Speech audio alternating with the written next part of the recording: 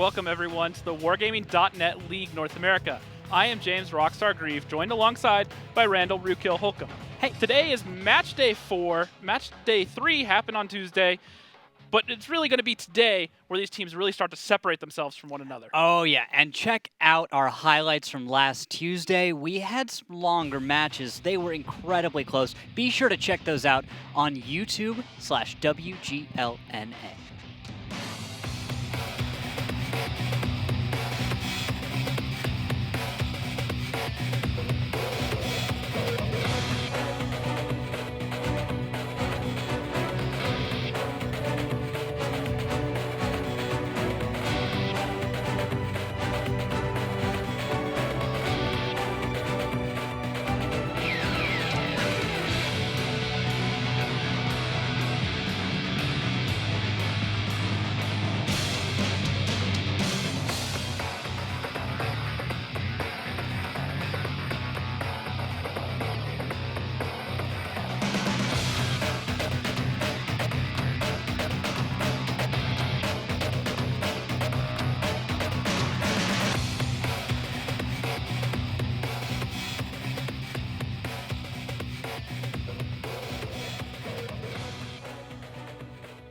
And the current standings show Apex leading with 9 points, 3 wins. Behind them is Deja Vu with 7. And down the line, you've got 6 points, 5, 4, 3 with a top-tier Eclipse, Aquatic, and 07 making up the middle of the pack. And then you have Valence and Rival sitting in 7th and 8th place. Rival really needing to pick up the slack. Oh, yeah. And we'll be seeing them as our first match for tonight at 5:30 scheduled. Valence versus Rival. And after that tonight, we're going to have Top Tier versus 07. Then we have Eclipse versus Deja Vu and Aquatic, M60s versus Apex in our offline matches. We'll bring you guys updates to those as we get them. We know you all care about fantasy and want to see how your favorite players are doing. Speaking of fantasy, it is not too late to sign up. Go to wgl.gg/fantasy WGLNA. Pick your roster, get your favorite 7 on there, see how you stack up versus the rest of the community. Remember, prizes are not just for the whole season, but also per each week, so you can still get in there and win a lot of cool stuff. Season prizes include a Type 59, so try to get in there and win that from me. Oh, absolutely. And reach out to us on social media, guys, on Twitter, @WGLNA, #WGLNA, and on Facebook/WGLNA. Also, tell us your answer to the question of the day. Our question of the day today is, how'd you get into tanks, guys? How did you get started in World of Tanks? For me, it was some of my buddies said, hey, there's this new game that's out, World of Tanks. It's free. Rue, do you want to come play with us? And I said, sure thing. It's free. Why not? And, well, years later, I'm still here, so I guess I'm hooked. It worked out for me. Did it work out for you? How did you get into tanks? Yeah, so I actually saw one of my friends playing it on Xfire back in the day when that was still a thing. And so I got involved then, and that was back in 2011, and I never really looked back since. Yeah, that really dates you with the Xfire. Yeah, just a little bit. Just a tiny little bit. Now, let's talk a little bit about these rosters for these teams, because I know there's a few players that have been around as long as you and I have, especially on Valence and Rival. First, we'll start with Valence. GeForcer, Urtai. Those people have been competing in esports and World of Tanks since before the WGL was a thing. And then you have to remember, they have GeForce, Urtai, Static, and Zone Delta, 4 players that played on Elevate when they won the league. So there's players on this team that can compete and can win matches. Oh yeah, they've proven they have the chops. Whether or not they can do it is the big question in this league with that configuration as a team. Rival is a team with a configuration that has been baffling to us because the results aren't up to par with the kind of team that this roster is. Commander J, Zach Koom, Executus, J Smooth. They have some of the players that have been around the longest in the league. They have some of the most experienced players in the league. Yet they find themselves sitting in 8th place right now on 0 points. Yeah, and you know what? I guess we need to say that's the kind of team that has always had a bit of a struggle getting started. Yeah. Now, correct me if I'm wrong, but they have not actually ever taken first place. No, they've never taken first place.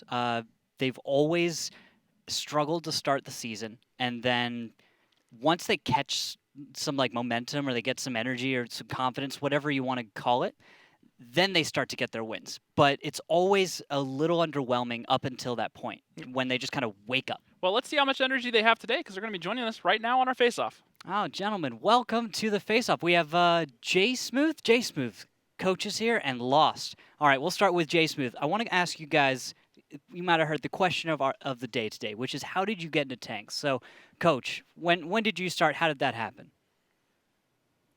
I got into tanks with some army buddies. Said, hey, you gotta check this out. Obviously, being former Cav, we know all about tanks, so got into it that way. Then some college buddies were playing it as well. So I've been in it since beta. So it's been crazy. It's been fun, Oh yeah, it's been a wild and ride. it's gonna be the last hurrah. Really? Is this really going to be your last time around in the This is season? it. This is it, Jay Smooth. Season 9. I've It's heard that over. before. Yeah, I feel like we've heard No, this once or twice. no, Who's taking over? this is it. This is it. Oh man, I don't know. We'll flip a coin. what are you going to be doing instead of competing in tanks? Uh, I'm gonna be going outside my front door once in a while, Really? Wh- enjoying the sunshine. What's that like? No, actually, to be honest, I've decided to grace this world with another life. So I'll be doing that. Oh, congratulations, sir. Well, Thank you. thank you so much. We'll take a minute. Actually, we'll get back to you in just a sec, Jay Smooth. But Lost, you've been sitting around listening to this for a minute. It's kind of hard to follow an answer like that. But how did you get into World of Congratulations. Tanks? That's the best way you can do it. I mean, I think that's appropriate for sure. But how did you get into tanks, Lost? Brother actually was playing it, and I said, "What was that?" And he said it was World of Tanks, and I gave it a shot and played ever since. Well, fantastic. Okay, so thank you very much, Lost. Jay Smooth, I got to jump back to you because we got to talk Sure. about your team too. All right, your guys that you're leaving behind are struggling right now. They're on the struggle bus. It's difficult. What are you doing to turn this team around? Well, we need to fire the GM. We've had some roster issues that way. Pub Whispers had some issues with work, so he hasn't been able to be around as much. Zach Coombs been having some connection issues. So shoot, when we went 0-5 against um, Aquatic, we put 2 guys in on the last second because guys couldn't show up or real life happens. And okay, here we go. It's just So those other things happening in life, just things that aren't directly involved with the game, just breaking down for you. yeah, I mean, when your boss says you got to stay, you got to stay. When your connection decides it's not going to work, it's not going to work. So you're putting other people up that might not have been there for practice or ready to go. So it's just trying to bounce around life. But we finally have gotten some consistent, now that we've gotten into it and we've kind of been playing with together with a consistent lineup, things have gotten better. We should have at least drawn with Deja Vu.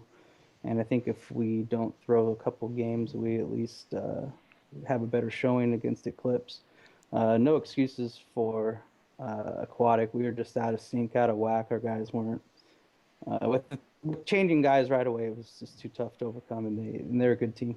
All right, right. So, Lost, we're going to go over to you real quick. On a very similar note, you guys have pretty much changed your roster every single match day so far. You really haven't had the same starting 7. What's up with that? Zone just trying to find a confident 7. Whoever he feels confident for which one. Some people play different roles better, so he just switches them out and try to maximize what we can do for each map. Do you feel you've narrowed it down to a starting 7, or are you guys still working on that? No. We're inconsistent. Indecision 2016 or 2017 now. Sorry. All right, gentlemen. Well, thank you for joining us on the Face Off. Jay Smooth, do you have any final words before we let you go? No, hopefully someday you guys will be found. And with that, I'll see you in the danger zone. All right, Lost, your final words before we get out to this battle, sir.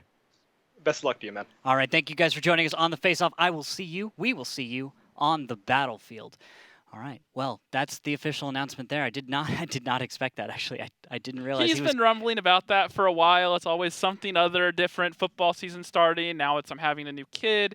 So that's huge news for him, No, dude. it is, but he's going to stop playing tanks for a little while, and it's just like that drug. It's just like he misses it, has some withdrawals, and has to get playing again. Yeah, or actually, I kind of think of it just any traditional sport. I used to play football for a little bit. That didn't last long, as you can see by my stature.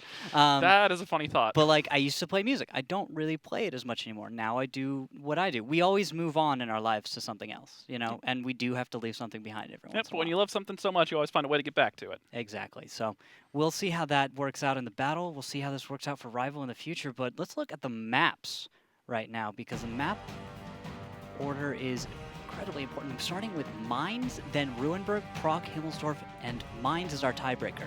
Yeah, well, Ruinberg is actually one of Rival's worst maps on the season. They're 0-3 on it so far, and 2 of those losses on Ruinberg are defenses, so there's something to be said there about that. And then Prokhorovka is also Valence's most played map so far this season, but they've only won 2 rounds out of 6. So 2 maps, and to be fair, these teams are struggling on pretty much all of the maps, or they wouldn't be in 7th and 8th place right now. This is fair. I do agree with that, but historically, Rival has performed well on Prokhorovka. They're the ones who started the up and over strat, where you just go right over the middle at the start, engage before your opponent has a chance to do anything about it. Yep, well, let's see if Rival can do anything about it as we head into our first battle of the night. Mainz, a small summertime map with lots of hills, rocks and other cover. The teams start the battle in the usual locations, but the base locations are different. One is located in the bottom part of the village and the other one is in the water. One of the key objectives is the center hill. That's why the teams will often select fast vehicles and tanks with strong turrets for cover.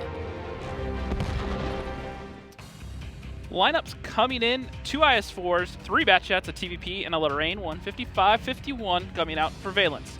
Rival, 2 113s, a Batchat, 2 TVPs, and 2 Tier 9 Batchats while they are attacking. Well, that Artie choice is certainly curious to me. I'm not sure if that's going to work out. Does the Lorraine have the Arch? No, it actually has a lower arch than the M4043, but it has a faster rate of fire. Yeah, that's what I was getting at. It's going to have some trouble maybe performing, but we do have some damage in the open. TVP from Zone Delta goes for some early shots, but is taken down to half hit points. The IS-4 have lost, is being boosted to the middle. Spooky. The IS-4s are just going to go for it. They're just going for these 113s. They're isolated.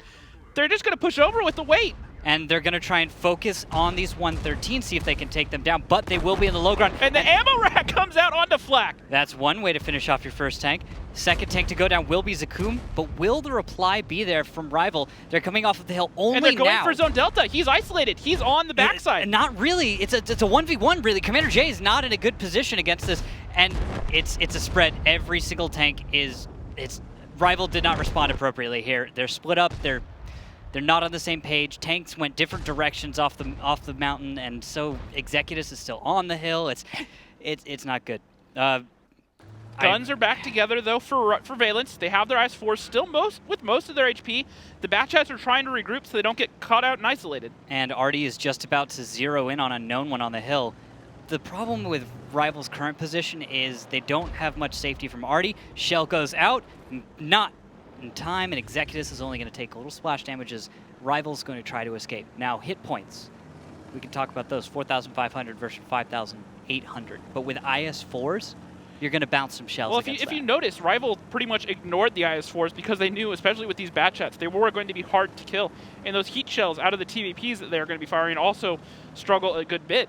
So they had no choice but to go after the other Batchats and chase them down, and these IS-4s just kept driving forward and pumping out shots. Yeah, and now the Rival has got themselves stuck out in the open, exposed underneath the hill. Artie's got shots on him, but Urte's not going to be able to make a hit with that one. And Rival's going to have to stay in motion if they want to try and do anything with this. So are Rival going to go for a cap fast right now? No. You can't go for a cap fast. There's no way they're going to do that. They're going into the low ground because they know their opponent's on the mountain, right? They know that Valence has the hill. Now, the hill position on Mainz doesn't get to influence the far west quite as well as other positions on the map, right? From the hill, the west side of the map is your best option. There's nowhere else on the map that Rival can retreat to, try and regroup, control, and have any real success. If they were in the north, they would be getting ripped apart. If they were in the east right now, they would already be dead. If they tried to go towards the far south, you know that's not going to work. Yeah, well, so the problem is west, right now west is what is the only thing that remains. Oh, but what options do Rival have even in the west? They put some cap pressure. The IS-4 sitting on top of that cap already ready to light them, and they have a Lorraine 155 to sit there and splash cap, and he's already moving all the way up towards the north. Which credit to Valence. I liked seeing that. That's a strong response. That's exactly what you do in this scenario. You know, okay, Artie doesn't need to be in the southeast anymore. I don't leave an artillery piece in one spot. We're going to use the mobility of this tank to our advantage instead of wasting that. Because if you weren't thinking that Lorraine's going to move, you should have brought something like an M4043, right? There's other options for you that are probably better.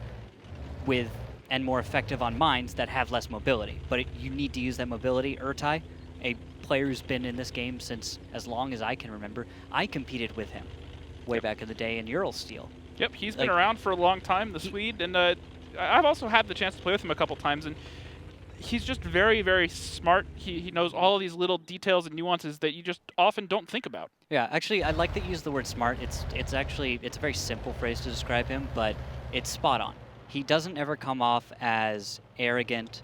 He's never a person who kind of just says things to come off as intelligent or as if he's knowing. He doesn't just win an argument to win an argument. If he thinks something's wrong, he calls it out. If you give him a valid response and he accepts the answer, he actually is just totally cool with that. You tell him to do something as a caller, yeah. He does it. He'll say, I don't think this is a good idea because this, but we'll go ahead and do it. He does it. He doesn't hesitate. And then afterwards, he's one of those people that can sit down and have a rational discussion, something that a lot of people tend to struggle with. Exactly. I liked that one on teams I was on, where I would be like, okay, Did they really do this? No. Yes, they did. That's Urtai making the jump. The 155 is up on the boost on the 0 line. Yep. Well, on defense, on mines. Oh, yes. And Unknown One, by the way, in the meantime, gets himself exposed, spotted, takes a little damage. The Lorraine struggles with an arch. Now, what does this do for him to be on a high ground? Well, it changes the angle and the trajectory of the shell altogether. So on top of that, he has a very high rate of fire right now. Well, high rate of fire for an artillery. Let me rephrase that. So he can potentially find a shot onto Unknown One. And he's actually going for Tesla right now. Zeroing in, shot out, and a hit for 553. Yep. Now he's lucky that wasn't an M53-55 or an M40-43, the Tier 8, but the Tier 8 could not do that climb and get that angle that he just had. Oh yeah, that definitely wouldn't have happened there. So this is the reason you bring this tank. Large, light, fast French artillery piece, low arch, high fire rate. I have one myself and I enjoy playing it, but I do find that you struggle if you don't have a team that can give you space to work with. Well, you need to be able to move around the map because you find angles. Well, exactly. The strong suit of all the French arty is its mobility. It can flex around even the 55 and the 58, the Tier 9s and 10s. Their strong suit isn't that they do a whole lot of damage or that they have some insane feature. It's just that they are fast and they can open up new angles onto different things. So as long as you have a team that's working with you, they can really be effective. Yeah, so what you do is with Lorraine is, I guess, then start the battle, maybe post up somewhere near the base so you can get early damage out. You do exactly what Valence did. You start off with one shot, you look for it, how you can be effective, and then once the battle progresses, you don't stay in that same spot like we see a lot of artillery players do. Not just in competitive play, but even in pub matches or clan wars, wherever. Artillery players, a lot of the time, tend to just sit in one spot just because they think they have some shots, and then when they lose their shots, sometimes they don't really know what to do. They don't want to leave. They don't want to move. They don't want to re-aim. And so they just sit there waiting for a shot. Yeah, because you're sitting there and you're like, okay, this guy will peek out around the corner in just a second, and then I'll be able to shoot him. Or you can be... Just 1 second. Just wait one more, and then he never pokes out. Yep, yeah. Exactly. Yeah. Or you can do what the Lorraine did and go find your shot, and he snaps one off, and he gets it! Blind onto Unknown One. It's almost like half reticle. He was not quite aimed in. Chances were he was going to miss, but you know what? Go for it. And this is something we've talked about on previous broadcasts with an artillery, which is, okay, the tank that was spotted a moment ago is not spotted. He's invisible. I can't see him if I try. But here's the attack now. Sorry to jump off of that. There goes Tesla. Executus is the only one that remains, and he's only got a few moments to live. Yep, and Executus is just going to drive straight in at G-Forcer with a full clip and try to kill him. Instead, he finds Static, the softer target. He's going to empty his clip into him, but Static's going to take the final shot and put him down. All right, well, Rival starts off this battle, quite poorly for them. Valence, I think, played this excellently. They won with tank choices as well. I think the IS-4 is a strong pick for them against the lineup, the lighter, faster lineup of Rival. Rival lost control of the hill. Their response to Valence's attack could have worked. However, I think that we can all agree that they were not coordinated in their response. Well, another thing that I think plays in here is if you go back and you watch a lot of the replays from teams playing mines, which we haven't seen on broadcast a lot, but on the offline broadcast matches. Yes. Or non-broadcast match anyways. Yeah. Something that's been a trend on mines this season is taking heavy tanks and putting them over towards the 8 line and the 7 line and using them to counter out the 9 line boost. Get a tank up there that can spot and not be killed easily so he doesn't get isolated. and then have guns cover him, and that allows you to stay defensive on mines because you have that 0 line neutralized.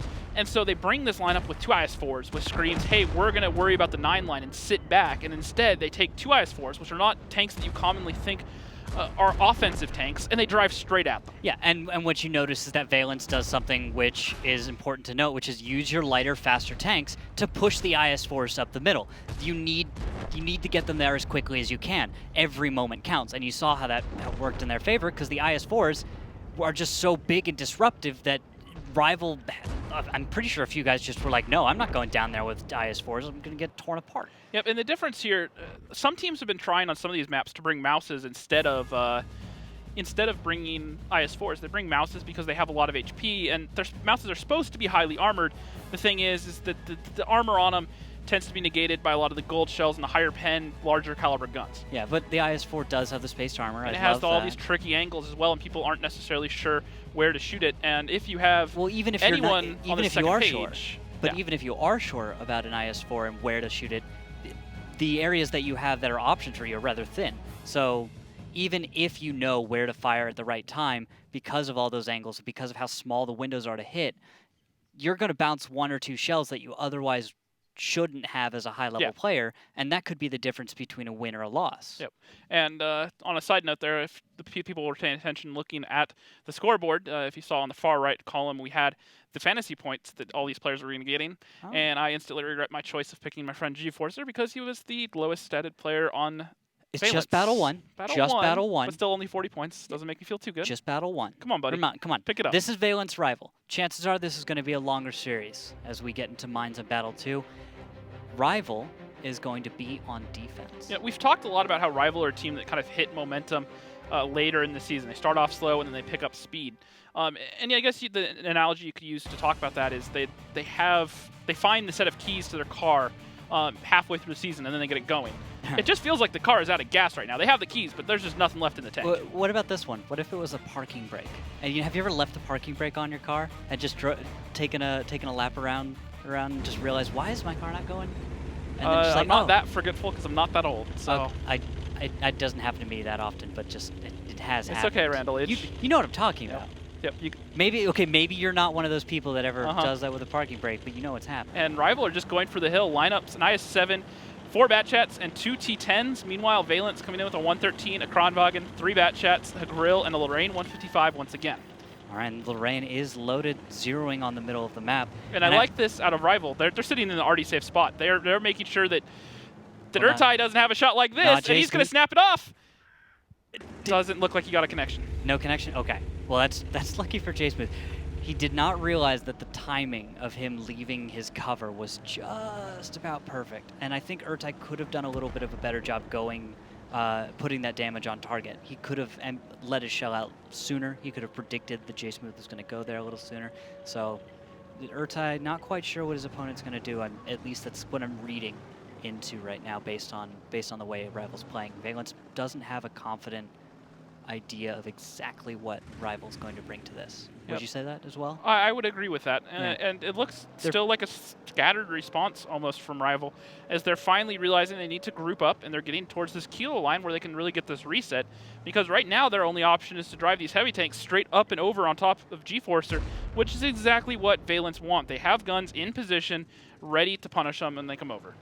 Exactly. Now, we are going to see how Valence responds to the counterattack, because now I see the Bat-Chats moving in. We've got Executus, Tesla, Commander J all moving around the south side of the map. Tesla has lost 1,097 to pay the toll in order to get into this engagement. So just to get here, just to meet Valence face-to-face, they paid over 1,000 hit points. They are able to put damage on target. Viral down by 70 to 78. One more hit, he should go down, and that's going to be it. That's the kill that Rival needed to get in this fight. And now Static's going to be focused out next. He's a one-shotter, and it looks like Executus is going to come around the corner, but Jay Smooth actually puts a shot into Executus for his trouble. He simped it. Got to watch out. You have to watch your lanes of fire, and you have to watch out who's going to cross in front of Simple tankers simping a shot. You gotta wonder where that came from. Yeah, well, that comes from Simp the Clan. For those of you guys who haven't been around super long, Simp used to be a dominant team, and well, we have a term named after them, and that's getting in front of someone's shot. Yep, and Rival coming out the better of those trades. They have 2 extra guns alive that Valence don't, and the HP is up by about 2,700 in favor of Rival. Now, Valence does have some options. The Kronwagen is at full health. They've got Urtai still on the battlefield. Artie can make a difference. All he has to do is land 1 or 2 crucial shells that could change the whole battle. And Blitzwolf just smacks Executus in the face and puts him down, and now J Smooth is about to go down as well, and this could be a tied series. Yeah, that's it. J Smooth taking a hit from Urtai. Didn't quite kill him, but that's enough to the point where Blitzen or someone else can deal with him. Now the heavies in the middle of the map from Rival are pushing forward on the Kronwagen. Looks like Spooky. We're going to have to pay attention to his performance later. He's going to be able to deal plenty of damage, forcing Rival to pay quite heavily in order to just kind of even bully Valence. And look, oh, look at this! Look at Fleck! He just jumps right up and over. Oh, he's going to actually try and kill Zone Delta by standing on top of his tank. There's a just rapid damage stocks up for both players, and whoever dies first is going to... Oh, there we go. He pushes him off. This works out for Zone Delta because he has the gun depression. No, it doesn't. But Flag gets reloaded first. Oh, he was holding that shell, just waiting for it. So the minute he gets kicked off, that is the exact moment that Flag gets to put a shot on target. And if not, if he sticks on top of the Kronwagen, it's a 1-for-1 trade. This is a 2v4, and G's going to push over and misses the shot. Flag missed as well. No team connecting a shot. Now, remember, Valence do have Urtai in that already in the backfield. He's going to be loaded. And G-Forcer gets the ram on Flak, looks for the shot, misses the shot on the unknown one, and now G is in a bad position. He's trying to close. He knows it should be over at this point, but he does have a chance to get this. If he can Tesla's just stay alive. Tesla's behind him in the back chat, and she's going to be able to fire off some shots into G. And now one's going to go down. There he goes. Tesla right into the back of the turret. That's going to be it. It's only a moment. Urtai shouldn't be able to clutch this into Lorraine. That would be silly, right? Mm-hmm. This would be a huge misplay by Rival to throw this one. Yeah, for a moment I was like, wait, is his reload there? No, it's not quite there. Urtai's not going to even be loaded in time. Sweet jump. Well, it looks like Rival remembered to turn off their parking brake this game, and that's going to tie up the series 1-1. Well played. Rival able to do something in this series. This is good for them. That's going to be their 4th battle win of the season so far. They've been really struggling, so them actually showing up like this was good. I think Battle 1, the reason... thinking back in hindsight, the reason that it went so slowly, because Battle 1 went so slow after Rival was able to get away from Valence's tanks in the middle. Well, and once part of that that happened, they just slowed it down. They wasted, what, like 5 minutes just dancing around? That was talking about the next battle, right? Yeah, well, they're talking about the next battle, and it's also them maybe trying to find a way in still. I mean, it's hard, but when you have 3 batch shots, you can't count anything out. Yeah. And Valence also didn't chase them down. Valence could have forced the issue. They had the tanks to do it. But they said, look, we're defending. We're just going to sit here. We have 2 IS force. We have control of both caps. We don't need to chase you. So I think it's a combination of both. Rival waiting for a second to make sure that they were ready for the next battle. You mentioned this before, but now that we're looking at the post-battle stats, actually, you notice we've added accuracy to our lineup. Now you can see that Flak fired 100% of the shots fired. You landed 100% of the shots fired. Yeah, I should have said. I looked for a moment. I was like, oh yeah, actually, you don't have shots fired. You only have kills accuracy. And then the fantasy adjustment. That's how many fantasy points they added to their current points total. Correct? Yep. And so it'll just be added up at the end of the night. Trying to give you guys a little bit of a preview here, so that we can get an idea of exactly how impactful their performance was. You can see the damage. Yes, 1,000 damage is normal for a battle, right? But what does that mean? How much does that weigh in the grand scheme of things? And it's nice to have the fantasy points. I feel like it kind of helps quantify everything. Right. No, definitely. It just gives you a rough ballpark of how they did. Just one number. He got 125 fantasy points. Not bad. But one thing to look at here is the next map is going to be Ruinberg, and we're going to start off with watching Rival defend, which is something that they've really struggled at so far. Yeah, and we're going to see how that goes on battle number 3. Ruinberg, a mixed type map. The defending team starts the battle on the green, and the attacking team starts at the center square of the town. Bases are located quite far from each other. Both bases are better controlled from the village when playing a heavy setup. It's better to attack the first base through the top direction with the help of several well-armored heavy tanks. For the attack on the second base, it's better to use a more mobile setup and either play through the center or split forces. In general, the map is not easy to play on. Teams often use blind shots and risky shifting of the forces from one flank to another. The series is tied 1-1. Lineups are in. Valence, a 113, a 50B, a Batchat, 2 Batchats, excuse me, a TVP, a Grill, and a T-54 lightweight. Meanwhile, Rival a 113, 350Bs, an IS-7, a Batchat, and a 1390. All right, nothing crazy here. We'll see how they play it out. I see east side from Rival, the opening moves right there. Splitting their 1390, unknown one. He's gone all the way to the north to sit passive and cover the base from the west, making sure that... And Urtai getting lit up, 1,000! No. You don't need that. You do not want this. This is bad. Urtai get to cover. If he can do that, maybe he can salvage this battle for himself, but if not, that is a huge blow to Rival. They need this T-54 lightweight. They need this tier 8 to stay alive just so he can get some scouting. And you can see how that slows Valence down. Yep, and look at this play. Flak going to go ahead and push down the 0 line now, waiting to make sure that Valence have committed to the south. They know that they have most of their tanks down here, so he's going to get down there and get tucked into that corner. However, he's going to take 654 damage for the troubles. Pay the toll, pay the toll. Now let's see what Valence is thinking as their strategy has been disrupted. They have to figure out what to do next. The TVP can probably play mid here. I cannot get out from here, so I'm just gonna stay passive. You're fine. I just need you to peek if they push you. I get a 50B clip on it. It's gonna be 113 north static and a 90. Yep. 7 unless we made them fight, no shots on that. move the 113 out. Which might Are they be here? nice. Join a blind fire mid. If he peeks over, Spook. Static, Yeah. wait. Oh, fuck. 1390. Okay. Yeah, shots? You wait, just push. You Yeah. should have kept pushing so I had south. Oh, I missed the 90. I got spotted. Fuck. I got lit as well. They're gonna push They that might- south. Yeah. They might look at least. 7 is aggressing really, really hard. 50, we have shots. He's sitting on Yeah. Static's running. We should probably rotate back south. We should probably get out. We can probably push mid actually. Grill, come mid. You think we can push mid? We gotta get this IS-7 out. He's gonna farm us. 7's tracked. You gotta hit the shot, Spook. We don't know where the 50s are though at the moment. Okay, fuck it. Static, let's go back down. Yeah, Grill, we got- come here. My TVP, you just gotta... Viral, you gotta do you. Talk to... We got 1,000 damage. I'm dumping a clip. Ooh. I'm gonna get in here. Brill, stay. You need to stay back here probably. Stay? Where do you want me watching? You gotta talk with Viral. You two gotta talk. Okay. Okay, I can Blitz, shoot HG at stay this. here. Blind fire at this mid road a little bit. Okay. There's a 50B right in front of me. 50B. There's a 50B. There's a 50B. I'm gonna Cover start me from aggressing here. a I little need bit. cover from here. I need cover from here. Is he pushing you? No? No, he's running away. Okay. Viral, we get you any can punish on maybe that? take mid. No, because their 50B is looking down it. 7 is up again. Clipping. Viral, get ready to have a shot. No on him. shots. Commander J taking a lot of damage. Trying to get a little bit aggressive there for Rival. Maybe try to find the kill shot onto Urtai, I think was the original idea.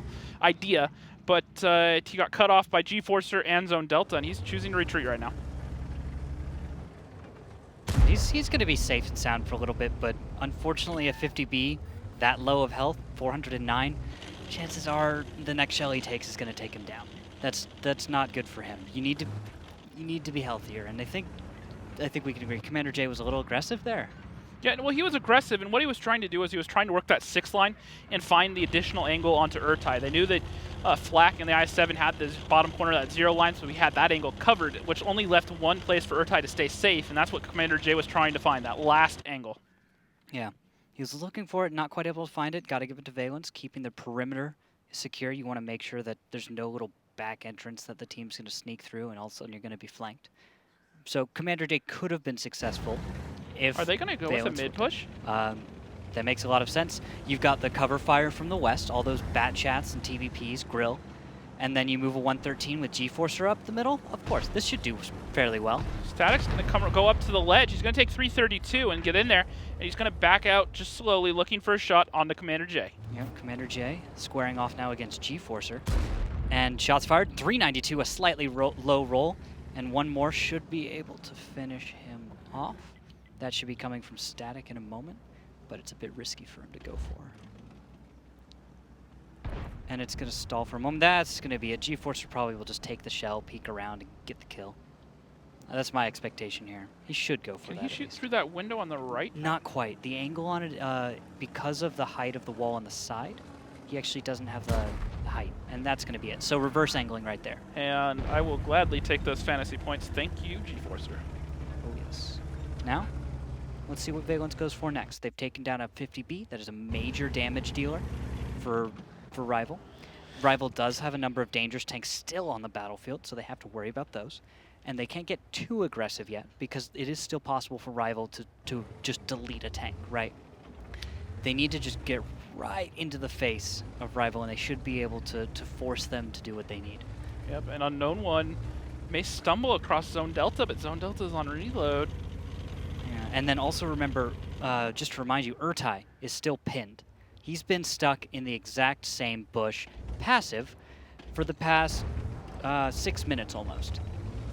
After that early, almost all of his health getting deleted in the battle, he just said, I'm sticking here, I'm not getting spotted, I can't afford, I need to try and salvage myself. If I do something aggressive, I'm just gonna go down, I know this. So he's essentially become a tripwire though, not necessarily intentionally, but he's the only tank down there at this point, and he has eyes on Flak, or he'll know if Flak's rotating out. So there isn't no, if he leaves, he's going to get spotted because he's going to move out of his bush cover and into the open, where one of those tanks will spot him, and he's going to go down. This way, at least they know that the tanks haven't left the bottom, which... An option Valence does have, sorry to cut you off, is they do have the option of moving some of their tanks back east and getting Urtai out. You just cover his position, do something to kind of get some spotting, maybe create some distraction or verify that it's safe for him to leave, and then Urtai leaves. And if anything fires at him, you make sure you're prepared to deal with that. We're actually going to see a push out of the mid. Okay. A bit late in the game, too. Usually this would not work at all, but I don't see Valence paying much at all in hit points to take the middle of the map, where normally this kind of a push would be costly just to get half the distance. Well, they're going to isolate, by doing this, they're going to isolate Tesla and Flak in the south, and that could be 2 kills, essentially, for Valence right now. It should be 2 kills. If they're able to execute, Executus goes down, strong play right there. Now Tesla's job is to deal as much damage as he can before he goes down, not able to deal enough. And J Smooth is not able to force enough damage onto Valence either. I think the big criticism I have for Rival right now is they're just not able to get the damage on target, not focused on anything, and as you see, the damage is spread across a few tanks on Valence, when maybe we could have seen some focus fire, but it's not gonna matter. Valence is on top of it. They're working as a team. I'm seeing the coordination. I'm seeing the team play, and it's paying off. And so often we say that to lose a Ruinberg defense, you have to make mistakes, and it's really up to the other team to just capitalize on those to get the win. Where did Rival go wrong this game? Rival spread out. They did not aggress when possibly they could have, and it felt like they let their opponent pick them apart piece by piece. Because Valence just found an angle, took a tank. They found another angle, and then they took a tank down. And then they found where all of the tanks just about were for Rival, and Rival didn't do anything to deal with that. Your opponent's gathering information, and then they're going to attack. Yep. One of the things that you do is, well, when your opponent decides, I'm going to scout you out, okay, they found out our positions. Let's shift. Let's change our positions. Well, and even though it was late in the game, I really liked that push from Valence. They grouped up. They used the little angles where they knew that Rival weren't working, and they got right in on top of them, right into the Delta village, and by pushing up there together, they isolated 2 tanks. That they did. Now, looking at the post-game stats. Yep. We have Spooky coming in here with 3,500 damage and doing fairly well there, but he didn't pick up any kills, so only translating to 40 fantasy points. Viral, though, had the same amount of damage and 2 kills, got almost twice as many fantasy points. Ah, see how that all adds up. But accuracy. I'm seeing 57 out of Executus. That's kind of low, but then you notice like the 50B of Commander J gets 100%. That's unfortunate. And then poor Urtai down there on the bottom. He still gets 13 fantasy points just for driving his tank around, apparently. Hey, he did get spotting and also spotting damage. You'll notice that. The IS-7 that he spotted in the southeast that was responsible for him taking as much damage as he had, lost about half of his health. So. Yep. Well, he was the one that did spot Flak pushing down. He was the closest one to him. And so it's going to be the spotting damage onto that IS-7 that he's going to get. Exactly. So actually, this is one that we should focus on. I liked seeing this. G-Forcer showing why he's a heavy tank expert. He knew exactly what to do. Oh, 50B's waiting for me to go around a corner.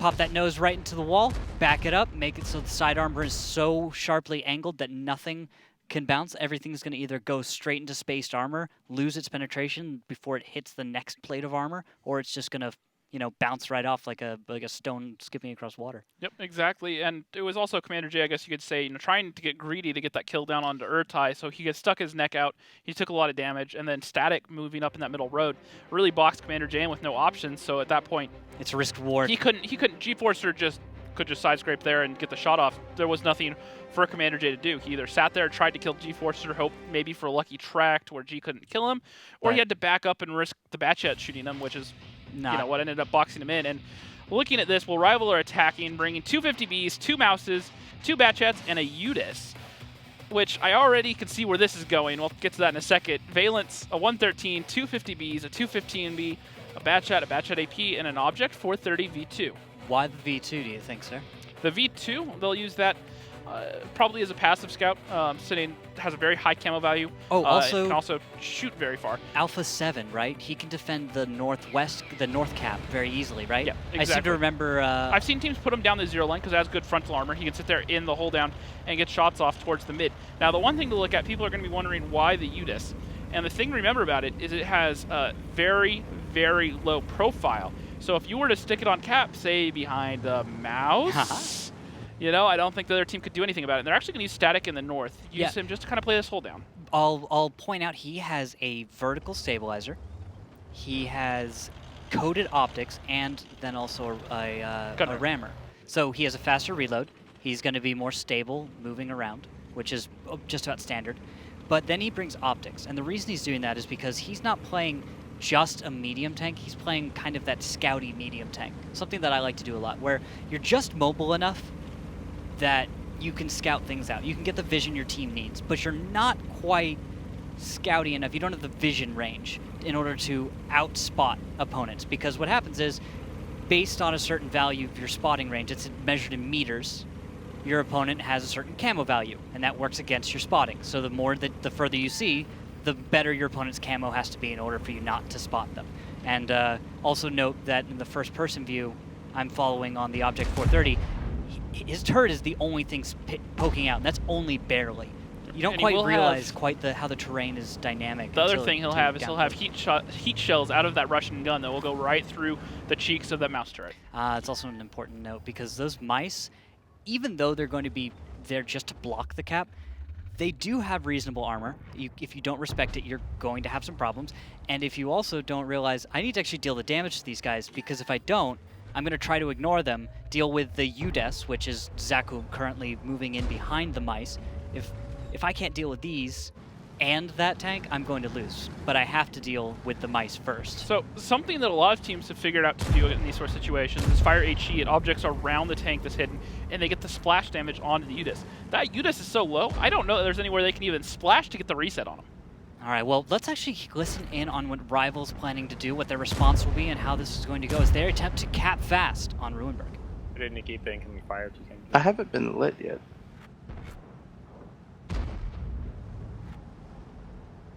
Bingo Udes.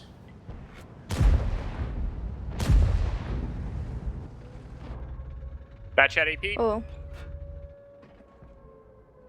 Gotta be careful, there's probably more. There's one. 113 around. Wow.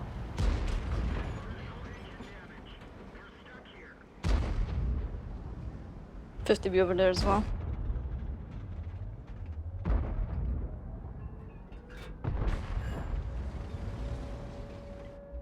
Exec, do you have any ammo? Okay, we just need to make sure they don't come through here, because Exec, is your mic on? is where we cap this, and they have to push in somewhere. I'm out.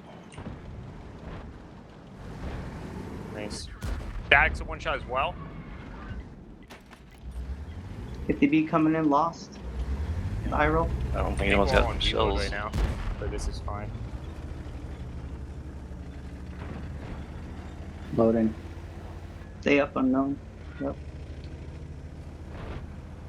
And that's going to be a reset. Udes gets reset, one mouse down, second one going. I think we noticed from Rival's comms, you could say that they were clean, you could say that they were organized, but they also seem to be under-communicating, is the main point I took away from that. There wasn't a whole lot of info going back and forth. It also kind of seemed like there just wasn't any momentum, like they weren't excited, like they were almost falling asleep with their keyboard to a certain extent. It was kind of like the kind of energy a team has when they do care, they want to play, but it doesn't feel like there's that central driving force. There's no one who's like, all right, guys, we're going to show up, blow up today, we're going to wreck these guys, it's going to be amazing, Valence doesn't stand a chance. That wasn't the kind of team this was before the battle. The kind of team that Rival showed up today probably was, all right, guys, you ready for the match? Yeah, I feel all right. Yeah, you feel all right? I feel all right. and nothing crazy. There was it. I don't think this day started for Rival in a way that gave them a winning attitude, that you'd call it, because most people would be like, a winning attitude is just amped, they're aggressive, they're focused. Yep. Well, Didn't get a lot of Rivals' defensive struggles, or just struggles in general on Ruinberg, are going to continue because that's 0-2 on Ruinberg after going 1-1 on Mines.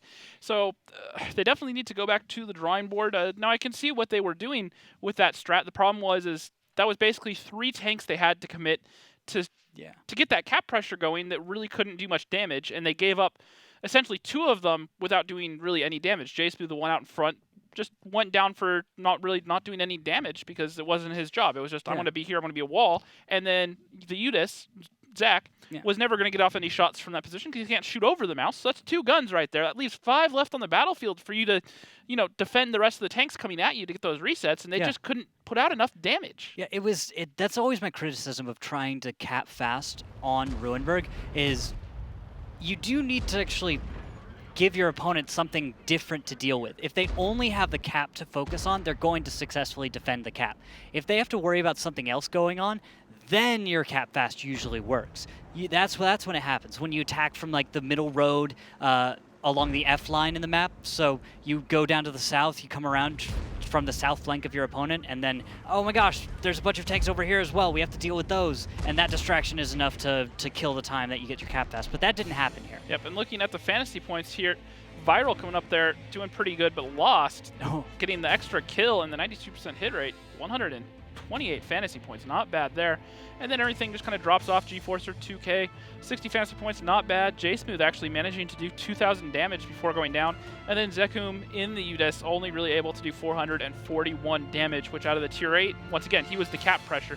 So he was never in a position to really do damage. The fact that he got off that much damage to begin with kind of impresses me. I think so. I think that's kind of the thing, because the UDES I thought was going to get almost 0 and be almost the same as a ton of other tanks we've actually seen before do the same exact deal. Yep. Now, one other thing I want to point out is back in the literally the last days of 754, I believe it was the Rumble in Europe between, I want to say it was Penta and one other team. The teams are slipping my mind. But what they did is they went with a cap fest where there was a guaranteed cap, essentially, where they didn't have to worry about doing damage because they used 3 Japanese tanks to shield the 2 1390s in against the cap. So even after they killed all the tanks in the field, they couldn't find kill shots onto those 1390s, and they managed to cap out. Oh, interesting. All right, well, thank you for finishing that. We are about to get into battle number 5. Check it out. Prokhorovka, one of the first maps in the game. Teams start at the regular spawn points as they do in standard battles. Bases are separated from each other by the railway, so the defending team has to choose whether to send their vehicles to the left side, playing them in the center, or to the right of the railway,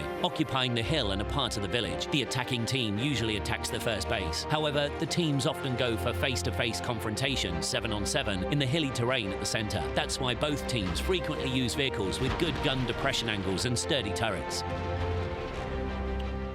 Lineups coming in here, we have an IS-7, a 430, 2 Batchats, a Grill 15, a Batchat AP, and an M5355 for Valence. Rival coming in, an IS-7, 3 Object 140s, 2 Batchats, and an RU-251. Oh, is this the strat I know? I think it is. This might be the classic Rival mid-play on Prokhorovka. Going back to what they know. Exactly, and it probably could be a viable strat, I think, but might have been there might have been a strong read from Rival. Notice that they did not aggress up and over the middle hill. This is probably due to the fact that Unknown One in the RU-251. It's probably due to the fact that this guy did not spot enough tanks going to the middle to make it a viable option. If you don't spot anything in the middle, going up and over and trying to engage is going up and over, engaging on no tanks, and exposing yourself to possibly all of the guns of your opponent's team. So potentially a very unwise choice. Good audible call by Rival. That might salvage them for this battle, but they are playing against an artillery piece, and there we see Zone Delta putting a good, what is that? 178 damage onto Flak. Now, one thing I was watching Zone Delta do right there off feed was he was overlooking at the 789. He was looking at every single little fence, building, and tree and seeing if anything had been knocked over, trying to get intel without actually having any eyes over there. Yeah, and that's why you bring an artillery piece. And a good arty player is going to do that. They're going to take the time that they're reloading, that they're trying to just wait for things to get spotted. They're going to go search to see if a tree got knocked down in a very typical position, or if that one fence is destroyed that indicates there's someone hiding in a bush somewhere. Looking for those trends, those things you're used to seeing time and time again. Random shot out goes towards, I think that was that Flak? No, that was the Object Tesla. 140 Tesla. It didn't even go close. Just kind of let it go, which is kind of returning to that good old Artie play of, hey, something spotted. Commander J gets lit. No. He got lit on the high ground too. That's horrible for him. He was off in the He's west. fortunate to not be dead right now. Yeah, he very reasonably should, and that's only probably due to draw distance. The fact that a few of the tanks from Valence were just way too far south, like the Grill, Blitzwolf. Yep. The thing is they still could have blind fired out of the render distance because he would be spotted on the map, and they should have the angle. Possibly, and but it's look. a bat chat, so he doesn't have a whole lot of armor. Yeah, but look at the distance that Blitzwolf would have had to cover with his shell. Chances are he may have fired, but even if the tank was spotted and he had draw, he probably would miss anyway at that range with this kind of terrain. Hardy shell out, J Smooth not. And a miss. And, well, you probably would have missed. The one saying to remember is you miss 100% of the shots that you don't take. So we'll never find out. Exactly. Okay. That's a fair enough. So always just, you're reloaded and just fire again? That's your way of going about it in Artie? When you're sitting back, there's no pressure. Artie or even a Grill. When you're sitting back that far, you know you have a small opportunity. You know that you have plenty of time. It's not going to come down to the game being won or lost in that moment. Take the shot, see if you get the damage, and hope it works out. I think we might have some spotting. Unknown one. Able to see, it looks like Urtai and another Batchat Spooky as they transition from the mid and close to the east side of the map. If he's able to spot, and actually no, it's too late. Rivals already made their decision. They are going to be pushing forward. You do see on the mini map the group of blue tanks pooling up around Charlie 2, Delta 2, and they're going to go for an attack. No? No? Are they holding? What is going on with It looks like Rival? they're shifting over towards the other side of the map. Now, one thing to bring up here, we mentioned that Ruinberg has really been a map that Rival have struggled on. Well, Prokhorovka is a map that Valence have really struggled on this season. They've played it 6 times and only won twice so far.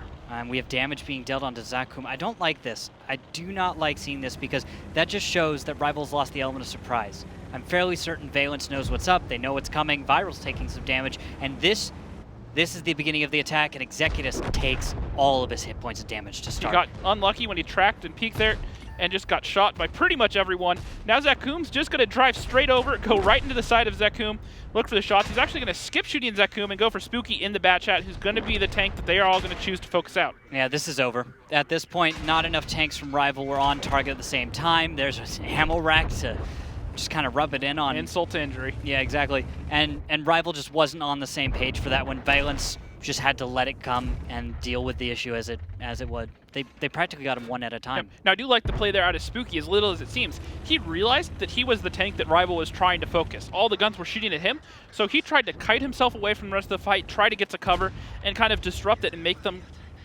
struggle to find more shots on him or on any of the other tanks. Made himself as difficult a target as possible. Didn't worry about putting off damage, but he just, all right, they're all shooting at me, I'm going to make this hard. Yeah, and everyone else on the team at the same time, I did notice from Valence, they realized, I'm not getting focused, I'm not a target. Nice jump over the tracks there from Unknown One. He's not a target, just get out of the way, you know? Yep. And I will say that Rival have had some very stylish finishes so far this season, despite not getting a lot of wins. Yeah, that's going to be battle number 4 for Valence. Match point. One more win, they're going to take this one away.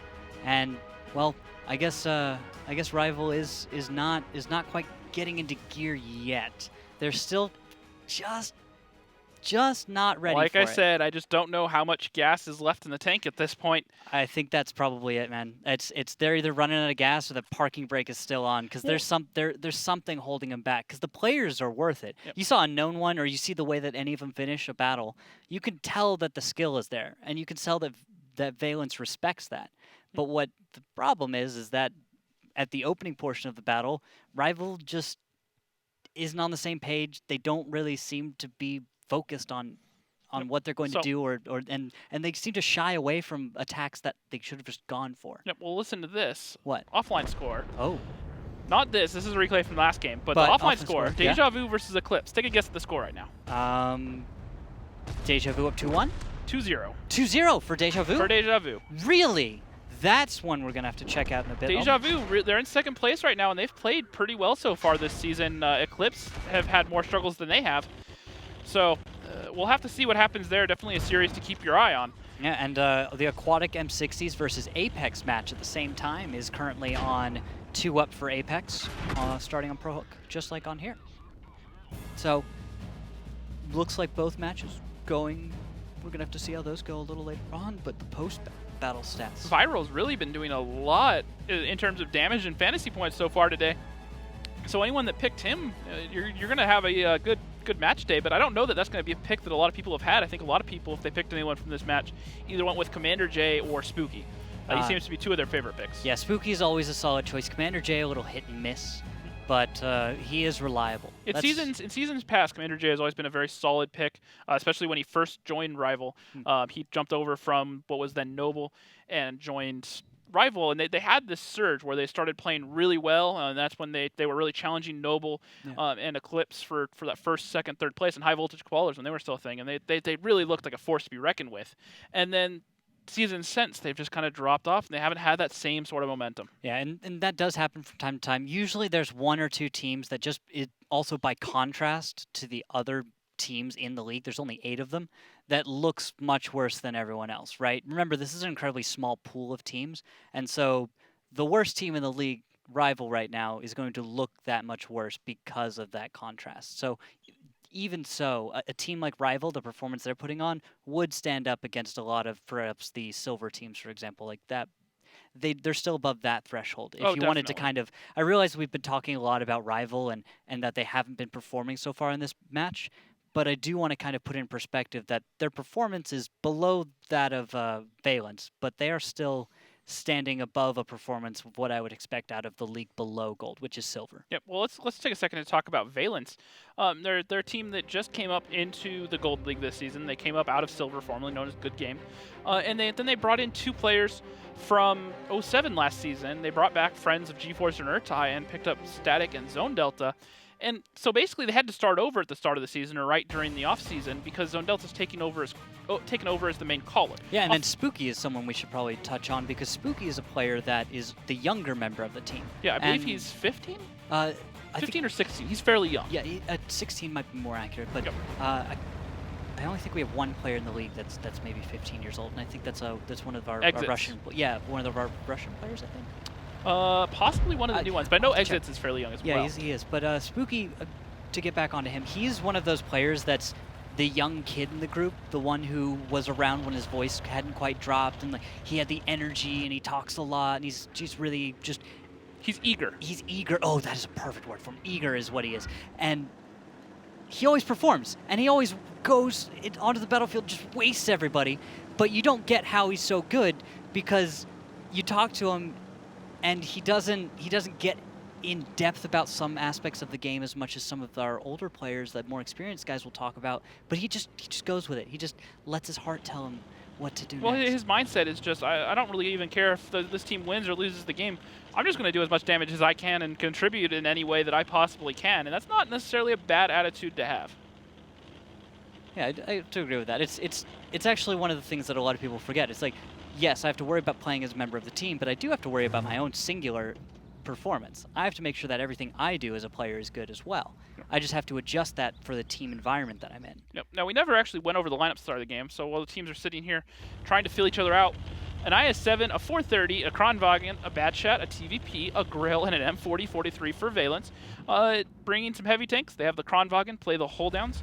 And the G-Forcer in the IS-7, also a great hold-down tank. Doesn't have a whole lot of gun depression, definitely not the 12 degrees that the Kronwagen brings, but enough. Meanwhile, looking over at Rival, they have a Kronwagen of their own, 4 Batchats, a Grill, and a Lorraine 155-51. So both teams opting for their artillery over, say, a Tier 8 Scout. Yeah, and notice how Rival has not allowed themselves to get spotted all that much. They've stayed almost entirely on the 0 line, on the far east side of the map, and have not let themselves get spotted. J-Smooth, currently sitting in a passive position in the northeast portion of the map, is waiting around, trying to see if maybe someone from Valence will get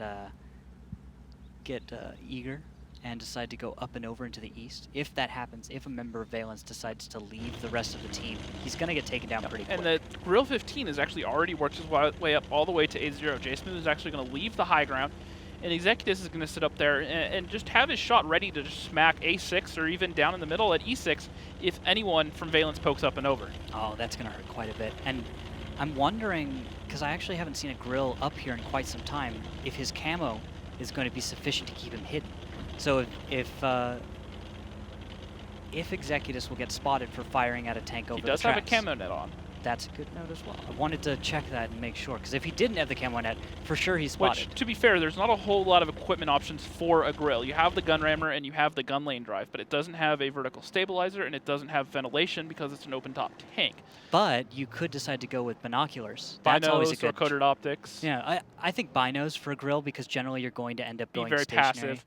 Yeah, well, you're not going to be moving around as much. Like a medium tank, I would be a little wary on, because you're expected to be moving and shooting, right? Yep. But with a Grill, generally, yes, you're going to be moving from time to time, but it's generally just to get to your new firing position. Well, exactly. Now, the one counterpoint to that, though, is the Grill is very fast, and it can keep up with the mediums, or sometimes it has to flex around the map. So having that extra view range while you're moving to make sure you don't run into something unexpectedly, it can be useful, which is a benefit that you'd get over having the coated optics over the binos. A nice shot from Zakum firing on G-Forcer. G-Forcer taking more fire as well as from Artie the artillery. Comes in on him there. Yeah, but this is where the Kronwagen excels. It has 12 degrees of gun depression, 105 millimeter gun, 120 millimeter gun, 400 damage, and Urtai finds Flak and takes him down. That hurts a lot. And that's G-Forcer also is ammo racked right now. Yes, that was from the artillery. That was that's all. That's all. And Tesla's no longer fault. has his repair kit, so he can't heal it. Well, maybe he's holding it. It's possible there, because I don't think he was tracked by Zakum, who was able. He's already burned his repair kit one way or another. Looking at it. Oh, you can tell. Yeah, he has rations and a fire extinguisher left, so opting to not bring a first aid kit. Instead, going with the repair kit. What if that's what he did? What if he brought he brought the first aid kit? Oh no. We'll have to check next time he plays, see what out he runs. Because most people would drop the first aid kit first, depending on the tank. But G-Forcer's a heavy. We think of him as a heavy tank pro, and some of those heavy tank pros, those people who've been playing him so long, have decided that, you know what, it's not worth it for the repair kit or for the med kit on this tank on this map. I'm going to choose to take the risk of, yes, I'm ammo racked, I've been fire slower, but I'm going to, try and offset that by bringing rations, and hopefully I'll be able to perform well enough because of the rations that it'll change the course of the battle enough for him. We are 4 minutes and 40 seconds away from Valence getting round number 5 and walking away with a 5-1 victory just from time expiring, because right now it doesn't look like Rival have a whole lot that they can do. Yeah, I would expect Rival to put some cap pressure on in a minute or something, but it is strange to see. Ouch. Okay, Zakum taking a lot of damage. Valence is finally starting to catch on. I liked seeing the timing. That was two shots from two different angles. Both teams brought artillery, and you have to speculate, especially in a map like Proc, that was brought to deal with these tanks that can play hold downs, especially the Kronwagens. Yeah, and we're going to be actually seeing whether or not countering out a Kronwagen is something that teams are going to be working on, because the Kronwagens come in, people have been trying to deal with it and hold down, but ultimately I haven't seen anyone try to counterplay a Kronwagen. There's no one who said, okay, we need to kill this Kronwagen, we're going to bring this specific tank or run this specific strat or play this way so that we can deal with the Kronwagen. Well, speaking of strats, Rival's choice to go over towards the 8-9 line is a rather peculiar choice if you look at the lineup. Something that a lot of players learn to do, just even in pub matches, let alone as a caller. Oh, this is the attack. Okay, Rival's going for it. Unknown One is up and over. J-Smooth right behind him. Zakum a little bit late to the fight. They're going to go right for Zone Delta. 1 shell into him so far out of 3 shots fired, and Unknown is almost dead. But Rival are paying the price right now. They're down by about 3,000 HP already. J-Smooth is going to be the next to fall. Rival also, or Unknown One, excuse me, also a one-shotter. Commander J does find the shot onto G-Forcer, but Unknown One has almost no HP left. And that's going to be Executus down, Flak, and J-Smooth, 3 of the tier 10s for Rival. And that's at a cost of G-Forcer and Zone Delta, 2 of the tier 10s for Valence. So advantage right now goes to Valence. They are the defenders. They have twice the hit points almost as their opponent. It's going to be about that cleanup for Valence, and, well, maybe it could just be a time to let the clock run out. We'll see what Valence goes for, but they should be able to make a counter push and get the kills that they need to clean this one up. It's going to be match point in the game for them, which this has been relatively quick out of Valence. They've done handy work with Rival. I don't think Rival really really hasn't put up much of a fight this whole time. Valence has really just made the play, wouldn't you say? Yeah, no, I'd agree. And Rival got a little bit unnecessarily aggressive there. But what I was just talking about is it was a very interesting choice from Rival to set up the way they did because it didn't leave a whole lot of options. They essentially, if you look at the lineup, what I was going to go on is look at the lineup that Valence brings. And this is something that players have to do when they go and start playing pub matches as well. Look at the lineup and predict what that team can do well. They have an artillery, they have a grill, and they have an IS-7. They can reset that 2-cap for days with the artillery. If they take control of the West, they have the resets. The Kronwagen can play the railroad as well as the IS-7. There is no way effectively to cap. And it just doesn't make sense. If unless they had a plan to counter that play, which it doesn't appear they did, it just doesn't... I failed to figure out exactly what they were going for. And this, I have to agree. I think Rival's going for something, but they're having trouble really making something happen, a strategy that we can catch on to. It's hard to read, and we'll have to see if they're able to clean this one up. That's going to be it. Valence is going to take this one 5-1.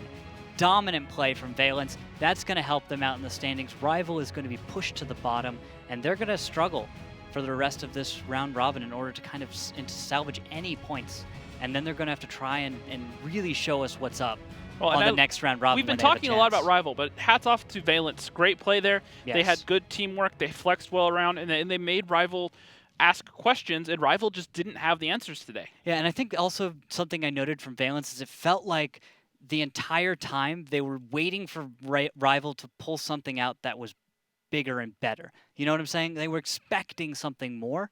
They were expecting some crazy aggressive play, like a push right around a flank they wouldn't have predicted at the right time, or just maybe something right up and over like we almost saw in Prohorovka earlier in the series. Yep. Well, we actually have a special treat right now. We are going to go into one of the offline broadcast matches live and see what's going on, as it looks like that's going to be Eclipse starting a one-line push on Prokhorovka. All right, and we do see a little bit of boosting, I like to call it, out of our bat chats. They're a little faster than the IS-7 and is that a Pershing? What is that? Oh, that's a Kronwagen. I misread that for a moment. Well, that's photo finish is what you see the P. He's in the I-7 out in front. I got confused for a moment. It was like, wait, why is that? Oh, okay, never mind. Okay, they're going to take control of this one line, and look at the setup out of Deja Vu. They have the artillery over at B8. They have, I believe that is a STRV up at A7, aggressor playing the S-Tank.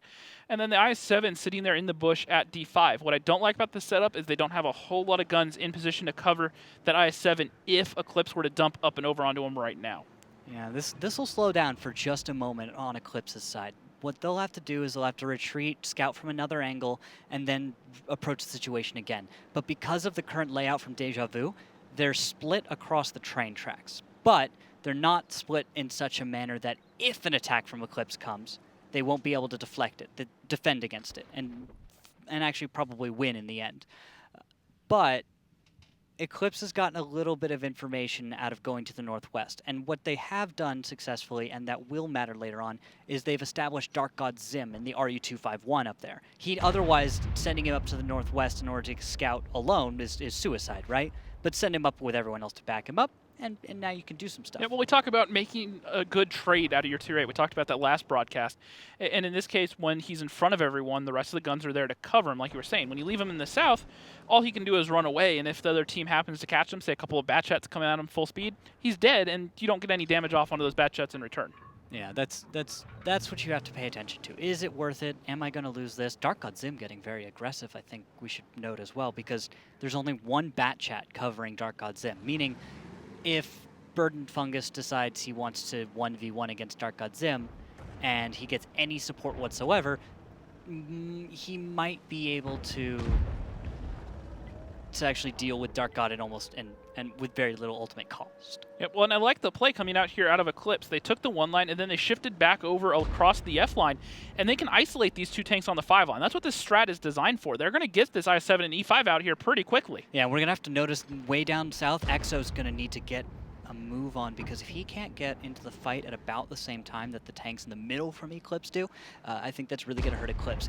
If he does arrive on time and he is able to get shots on target, that looks like a strat from Eclipse that should work. Also note the Grill, 15 and Echo 1. He's going to have to make sure to move exactly on time. If he waits too long to move forward, to get back into the fight, there's going to be a moment in 30, 40 seconds where the Grill's going to be completely ineffective. That's the moment when Deja Vu has the opportunity to come just back. taking a bunch of damage from Exo up on the hill. He's down to almost 404 HP, or exactly 404 HP. Doesn't have a whole lot of options left. And the artillery comes in there towards Harmless, not able to get a connection. Or actually, no, that was the Grill 15 that we were talking about up at E1. Tried to arc the shell there. Yeah, remember, he's on an elevated position. He's so high up, in fact, that he can sneak a shell or two if it were HE right over Bird that. and Fungus pokes up and over on the ridge, finds the kill shot into Dark God Zim. That's going to take away pretty much any cap pressure that Eclipse had. Oh, Bird and Fungus taking a lot more damage now, too. This is important. I was expecting that he would be able to get away with a little more health. Got to give it to Eclipse for making him pay. And look at the hit points. Slowly, Eclipse is losing some here. And actually, no, if they lose much more, if they lose 500 more hit points, okay, that's enough, actually. Exo's down. That hurts a lot. And now with Exo down, that is one of the crucial tier 10s and the tier 8 down for Eclipse on attack. And I think this is slowly coming to an end, I think. It's slowly coming Deja to Vu managing to hold on to the defense here, even though this E5 and this I7 took a lot of damage. Oh, Aggressor's burning.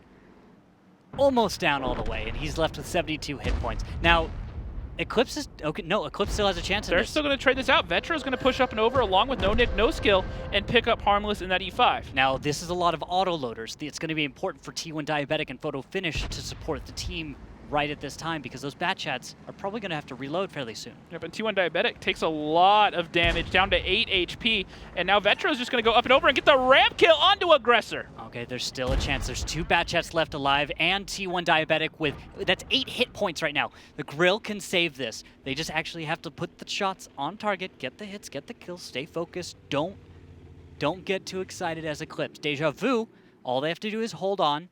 There's a minute 22 left. They can salvage this. This isn't over for them yet. They have the hit points. They have the tanks alive. They also have an artillery piece. But Chase Potato has been chased out of his position. I see what you did there. Yes, exactly. That's clever. And so, he's actually going to have trouble supporting the team. He's too low in order to actually... Master Putin is going to come over, and he misses the shot on the Vetro, and No Nick, No Skill now having full HP and a full clip's going to push up and over. And he misses his second shot onto Vetro. Oh, and My Little Putin comes in to save him. Putin's together for life. But No Nick, he needs to survive. And the artillery nice shell shot. But now Chase is reloading. And he does, Milo Putin does find the Grill. And now it is all down to No Nick, No Skill. He misses the shot onto the Lorraine. He needs to make focus. this. There we go, focused. Now he needs to run away and just drop his clip and reload. But he's not going to have time. He can't reload. He can't do this. This is over. Yep. Eclipse cannot win on attack. My Little Putin has saved the day. That 1 kill is all he needed. And, well, a few missed shots into Artie and a strong response from Deja Vu. I got to give it to him. I think both teams played excellently this battle. Yeah, no, I would definitely agree. It was an interesting game to watch. Just because of how Eclipse set up, you could tell that they kind of understood what Deja Vu were doing, and they tried to counter it out, but they just couldn't execute. Exactly. Now, thank you for giving us your time, guys. I loved being able to jump into a battle for a moment. That was Eclipse versus Deja Vu. That was just one of our non-broadcasted matches. We felt like we could jump into it right at the end of that Valence Rival match you just saw. Valence just won over Rival 5-1. Currently, we just left the Eclipse versus Deja Vu match that is a 3-1, correct? That match we just watched, just tied it up 2-2. Oh, sorry, excuse me, I mixed up there. Yep. So 2-2 for that one. So for those that care about fantasy, that match appears to be going long, a lot longer than Rival versus Valence that we just got out of went. Yep. However, we are going to show you guys a top 5 from last week. Check it out.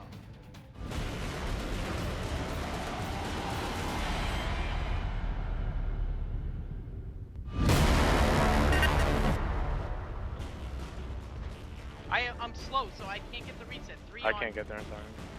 Right now. I No, he's really the know closest guy. we can't really get this. Impact guys at were one of the bad paths. 10, I think. I'm No, if you got tracked, this is over. Run up. And External gets taken down on his way over. Can anyone find the reset? They're all ignoring Master Pupil. They know they need to get in position to get the reset. Alex Mathis probably won't be able to get this. It's going to have to be... And that's going to be a fast cap from Apex. Yeah. Or from Eclipse, excuse me. Yeah, the only way this is possibly ending is if we get kills and kills and kills. Now, if the Kronwagen goes down, there he goes. And now the CDC is working for them in a different direction, not the way they intended, but Burles is going to play the hold down there. And now they're going to push around. Bales is just going to try to pump shots out onto him. Oh, they're going to ignore the E3. They're going to go for the I-7. He bounces one. That's a smart play. You got to give it to him. That's a smart play. And That's now how they're going to get one of them out there. And they get the track shot. And the second follow-up track shot. This is all they need. He cannot cap now. They just need to run away to their different areas. This E3 cannot chase down these 250Bs if they go to different parts of the map. This is over. This is M60s closing out this game. Although, look at the cap. I should jump over there before it gets too It's late. all down to G-Forcer in the IS-7. He has to get the reset. He has 13 seconds. He's just going to go for the light. They're going to rely on the Artie to get the reset. This is madness. Is it? Is he actually going to be able to get this? Can he get it? He can't get the light. 3 seconds? 2. There. Oh, so 600. lucky. But that's not the tank with the points. It helps. It's barely enough time. And if actually, they can get one more G-Forcer's not reset. in position. G-Forcer's not there to actually get the No, shot. it has to come to medium. Static. 5 seconds. G gets tracked. 2 seconds. 1 second. Can they get the reset? Yes, they get it. They need a kill. They need a kill. This is where Static in that DPM comes in. He has to fire. They don't get it. They get it barely. And Static will go down for it. And that's going to be worth it. Now 2 tanks versus 4. There's a kill onto wall hacks. Got Emperor Brett is the last one alive. Can Brett do this? 1v3. Dark God Sim. Yep, that's Nit's going down. The T-54 lightweight is down as well, but 3,600 hit points, 3,400. Right now, this could go either way, and there is 1 minute left in the battle. This is it. Eclipse needs to win this to stay in the series. This move could define the game.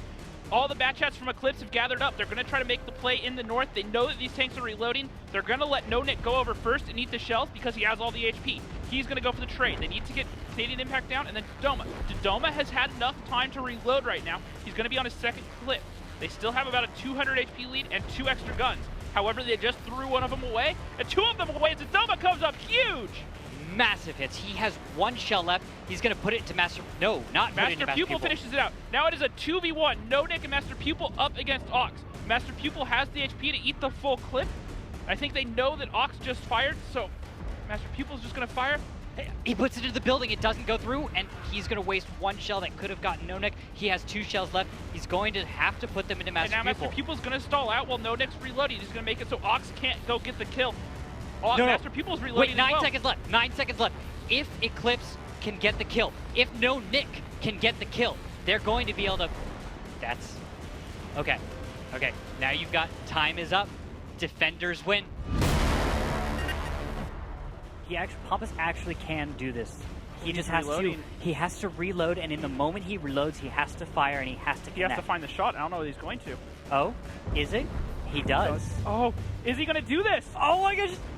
Oh, and that's a miss. 1 more shell right over him. So that's 2. That's 2 from Dark Ninja. He has 2 left, and he's going to move in. Pompous, understanding what to do, is going to back off. And okay, this is important. Dark's going to go on the high ground. This is the definition of 3 HP and a dream. Can Dark do it?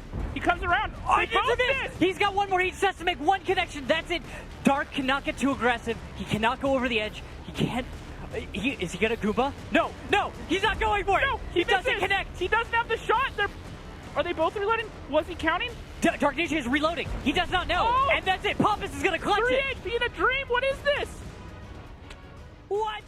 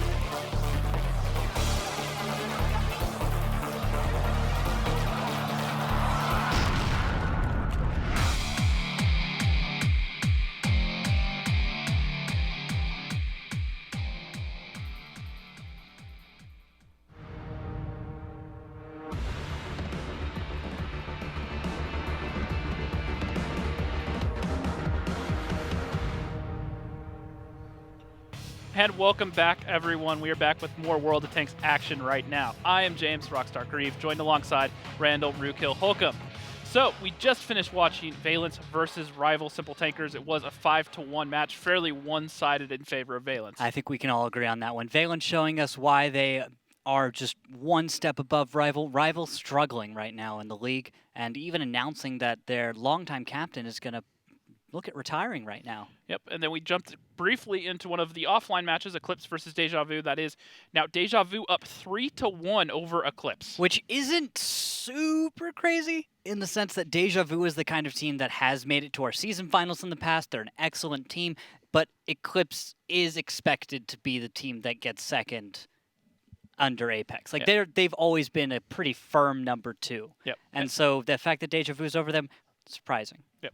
And finally, Apex versus M60s. Anyone that has them on their fantasy team, you are going to be saddened to hear that that was a 5-0 in favor of Apex. Rest in peace, my fantasy team. Yeah, I know. We were all expecting that one to go close, but it went so fast. So the only matches left tonight are that Eclipse versus Deja Vu, which is still underway, and we're about to get into Top Tier versus 07. And I am excited for that one because Top Tier is a team that I feel like it doesn't matter what matchup, I have high expectations. 07, a consistent performer. And let's take a look at their rosters, talk about those.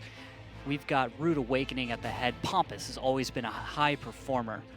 And you've got behind that, like Muriel is someone that I'm going to be watching today because he's been performing rather well lately. Ex-Soldier, a player that we've seen show up here or there. I'm wondering if he's going to be on the battlefield today. Yep, and then 07 coming over here. Swipple, the new addition, stepped into the starting lineup, and he's done fairly well this season. Then we have Andy Pans, also another person that's kind of come into this lineup, been very quiet, but he's just doing a very good job at doing the things they need done.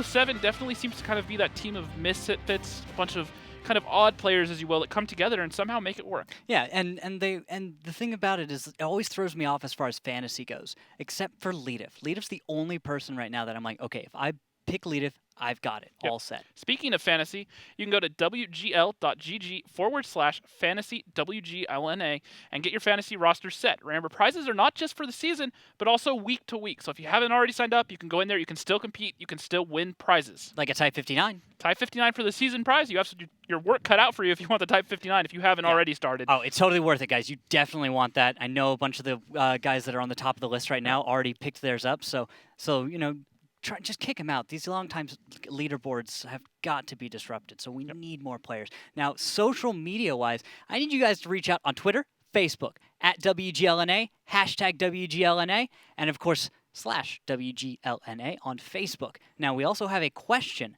of the day. That question today is, how did you get into World of Tanks? What got you started? Was it a few of your buddies just found the game and just said, hey, come on in here and give it a shot? That's what it was for me, and I'm still playing this game. For Rox, it was he used to play on XSplit, right? Well, Xfire, the chat program, back before Steam was really a thing. I saw one of my friends playing it, so I was like, World of Tanks, fighting tanks, that sounds cool. Yeah, like when you said that earlier in the broadcast, it dated you so much because I was like, wow, that is an old program. I barely even remember it, just as you promise could you tell. guys, I am not that old. But I digress. Let's find out from 07 and Top Tier how they started playing World of Tanks in our face-off right now. Gentlemen, welcome to the broadcast. You guys heard us talking about our question of the day. I'm going to start with Rude Awakening. Rude, how'd you get into tanks? What started you in all of this? Well, I was mostly a first-person shooter player for a really long time, and then a friend of mine was like, hey, you know, I know you like tanks. You should try this game out. And I was like, you know, fine, I'll try it out. And then just 1,000 battles in, I was hooked. And you're still here today. How many years has it been for you? Over 3 years. Over 3 years. All right, Meadowhawk. Let's hear what you have to say. Meadow, what got you into World of Tanks? What got you here? Funny enough, it was a Facebook ad. I don't know if it was one of my friends that was playing it or someone in my friends list, but it came up, and of course, I think most people know that I used to be an armored crewman, so I was like, hey, tank game. And jumped in, and just like everyone else who starts playing it, I was hooked. Oddly enough, I started a lot later than a lot of the guys in the league. I mean, I think I've only been playing for about 2.5, maybe 3 years. Yeah, in the if grand scheme of things, that is actually relatively new and actually pretty impressive that Yeah. you've managed to join us at this level for being only there for 2 years. So Meadowhawk. Yeah, I pretty much started right. Oh, go for it. Finish off your set. Sorry. Oh, I started just before the Foch 155 got the giant Nerf bat. Okay, puts a date to it. Yeah. So, Meadowhawk, let's talk about your team for a second. We were just talking about how 07 kind of seems like you guys are a bunch of misfits almost that play together. You have a lot of odd personalities in that team, yet you guys make it come together. Why don't you kind of go over that dynamic for everyone? It's hard. Like, obviously, we started off way back Bronze League. We made our way up to Gold League, and we've just been constantly cycling players. So I think it's almost like our culture. We're used to new people coming in, and once we've trained them up, they leave to go, find better pursuits like Vetro and XO. But all in all, our core 5 guys have really kept things together, and we just like playing the game. So after it all, it is a game. This isn't NFL, pro making millions of dollars. Where everyone's having fun in the league. Well, I mean, with a set like yours, it looks like you might be taking it pretty seriously, though, right? I mean, well, see, I had to pull the bow tie out today because of our game against Apex. We need to go back to school. I got the college professor look going on tonight. Well, Rude Awakener, you gonna send 07 to school? Right. This is Top Tier's first season back in the league. You guys have shown up and not blown us away quite yet, but are you going to blow us away this 07 match? How are you going to do that? Well, we know 07 is a really tough team. They've made it to the playoffs last season, so they beat out 8 other teams. The core of the team's still together. So, yeah, we know that's going to be a really, really tough match. It's going to be close. My team is still in the early stages of putting things together. We have put a few things together, but we're really we've got a long way to go, honestly. We've got a long way to go before we can really start showing, our potential. I actually want to ask something about your journey a little bit, because I feel like it's actually really hard to kind of lay out how Top Tier's growth has been in such a short amount of time. From match day 1 to today, what would you say is the biggest difference between the Top Tier of match day 1 and the Top Tier of today? Well, match day 1, obviously there wasn't a lot of things we could prepare for in terms of other teams. We didn't know what they were going to do. We didn't know how they prepare, how they play, their style. So we had to focus just on ourselves. Week 2, week 3, we are working on our comms. Our comms has got to get a lot better. We have to start talking not just about what we see, but we got to be really focused on ideas and flexes and opportunities that present themselves. But by the end of the season, I really think that we might get there. All right. Thank you for sharing all that with us. We'll be focusing on that as the match goes by. Thank you, gentlemen, for joining us on the broadcast. I will see you on the battlefield. We will see you on the battlefield. That's 07. That's Top Tier. I'm glad that Rude was willing to share about the comms. That's something we have noticed from time to time. Rival's an example of last match. Their comms were a little weak. You could tell there's always improvements. We've criticized. Sorry. Yeah, no, sorry to cut you off. Oh, sorry. It's one of those things that a lot of people don't really talk about because you don't really hear it a lot. But it's really a fascinating opportunity that we have to go and listen to these teams, and you hear all the differences, especially one of my favorites, Wallhacks, last season, and how vocal he was, and then this season just listening to his own difference and how his style's kind of changed by stepping into Apex, and how a team around you can change how you interact with them, how you communicate. It's really fascinating just to look at. All right, let's take a look at the maps for this upcoming series. Top Tier in 07. We've got Mines for Battle 1, that's chosen by Top Tier. Prokhorovka by 07. Cliff by Top Tier. Steps. And then the tiebreaker today is Mines. So nice little Mines sandwich for the match if it goes long. But Top Tier picks Mines and Cliff. And then Proc for 07. A very open series, wouldn't you say? So yeah, not definitely. a lot of heavies. Not a lot of heavy tanks. Cliff, we almost see none of them these days. Back when we first switched to Tier 10, we saw 113s, and in North America specifically, we allowed the reward tanks for a season. So we saw a lot of Object 260s just because they're fast, they can get to the middle, and they bring some weight.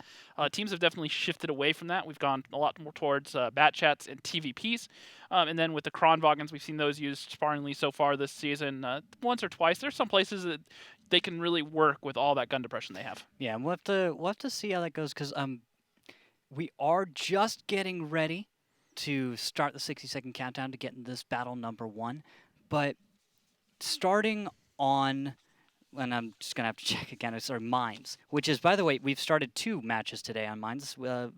We also, the Valence Rival was starting on Mines as well. Mhm. So Mines is a match, is a map where you're probably going to see a highly aggressive push right towards the middle at the beginning, right? We used to see that a lot. Then the zero line climb became a thing, and teams could get up there and they could start cracking the turtles. Yeah. Well, before that even became a thing, we saw teams back away from the hill, start being Yeah. a lot more passive. And then when the zero line became a thing, that forces people to move and be reactive. Yeah, but at the start of a match is what I was kind of focusing on. Because if you want to set the tempo, you know, I like to talk about setting the tempo for a match. If you go for the Mines mid attack and you win, you're going to put your opponent on the back foot. Yeah, but what I'm saying is a lot of teams, especially on defense for the last season or two, have really shied away from that opening engagement towards the hill. Some teams, for a while, started figuring out, all right, if we just sit back, we keep good crossfires going, the other team can't really do a whole lot. We can just punish them when they push. Yeah, slow it down. It wasn't until more recently with that zero line climb where it's really started teams to be more aggressive again. Now, look at these lineups. Break it down for me, Rox. We have a Kronwagen, 3 Batjets, 2 TVPs, and a UDIS coming out of top tier. Top tier is the team attacking, so that UDIS probably going to be used as cap pressure, my guess. Once again, you put him over in the low ground on F2, he can sit there and not be reset because he's so low. There's just enough cover for him. Or you could even put him behind a 113 or another heavy tank over there. Yeah, and take a look at that bright green camo from top tier. Yeah, and now look at the lineup for 07. Interesting. 3 Batjets, 2 Grill 15s, which is where it gets interesting. 2 grills on defense. Not a lot of weight, just a lot of firepower. And then 2 Emil 2s. Yeah, if they get shots on target, especially the same target, and with a lineup like this, that's just going to evaporate a tank, right? Yep. Just completely off the battlefield. Another thing, a little tidbit here that I like, is this is the first time this season that top tier has played Mines. Ah, so we have 0 results up till now. So this is going to be their baptism by fire, I guess, to see how well their practice and their strats works on this map. Let's see what they do, because right now, I think we can both agree this is gone a little. So they're bit not slow. actually going for cap pressure with the UDIS. What they're going for, he's playing over towards the 789 line, and what I expect to see him do is he may actually do the zero line climb in the UDIS. In the UDIS, the zero line climb. I'm going to jump over and follow that, because if my knowledge of the UDIS is correct, he's going to have trouble making any jumps simply because of, oh, never mind, engine power I was going to say, but no, the UDIS is a very fast little tank. It's faster than the tier 9 and 10, and it can do most of the climbs top that we speed wise see. Fast, or Yes. just like No, horsepower to weight ratio both fast? of them. Okay. It can do pretty much any of the climbs that we see RU-251s or Batchats do. All right. Well, you know what? Do you want to take a listen in to top tier? Let's see go what they're for going it. for. Let's see what they're going to try to do against 07 right now as they try to figure out how to crack this turtle, essentially. The TP That's get up, where see if we Root get up here. And then you can I'll blind go fire this guy. Yeah, there's an Emil underneath the hill.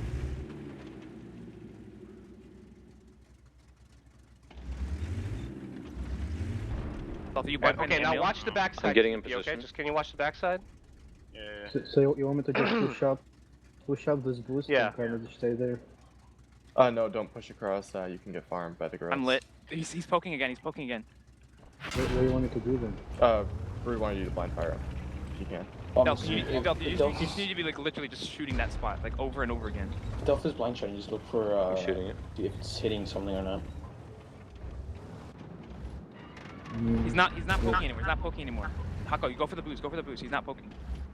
Go for the boost. The zero line boost. You want me to boost? Damn. Shitty boost, Rune? Shitty boost? No. Emil's We not need poking. to keep working that Emil. We need to keep working that Emil. We don't know if we're gonna. He's not gonna get lit even if I try. Just to light him. load heat and just blind fire. Load heat He's and not blind fire. poking, We have though. 7 minutes. You can still hit him. You can still hit him. I can't hit him either. He's behind the building. He's not poking anymore. I'm just blind firing that. You missed. You missed. You hit. You hit. You hit. Aim a little lower, I think. Maybe. Alright. Can you see where am I supposed to shoot? I'm not shooting away. Miss. Oh, you bounced. You bounced. You bounced.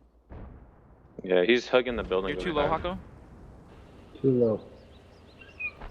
There? You hit. You hit. You hit. That's too low. Hako, you're hitting the rock. Suka, блядь. Batchat out H2. He didn't spot me. Someone's hitting the rock. It's Hako. Hako's in the rock. Delph, are you still shooting or no? I'm just trying to get higher up so I can have a bit of shot.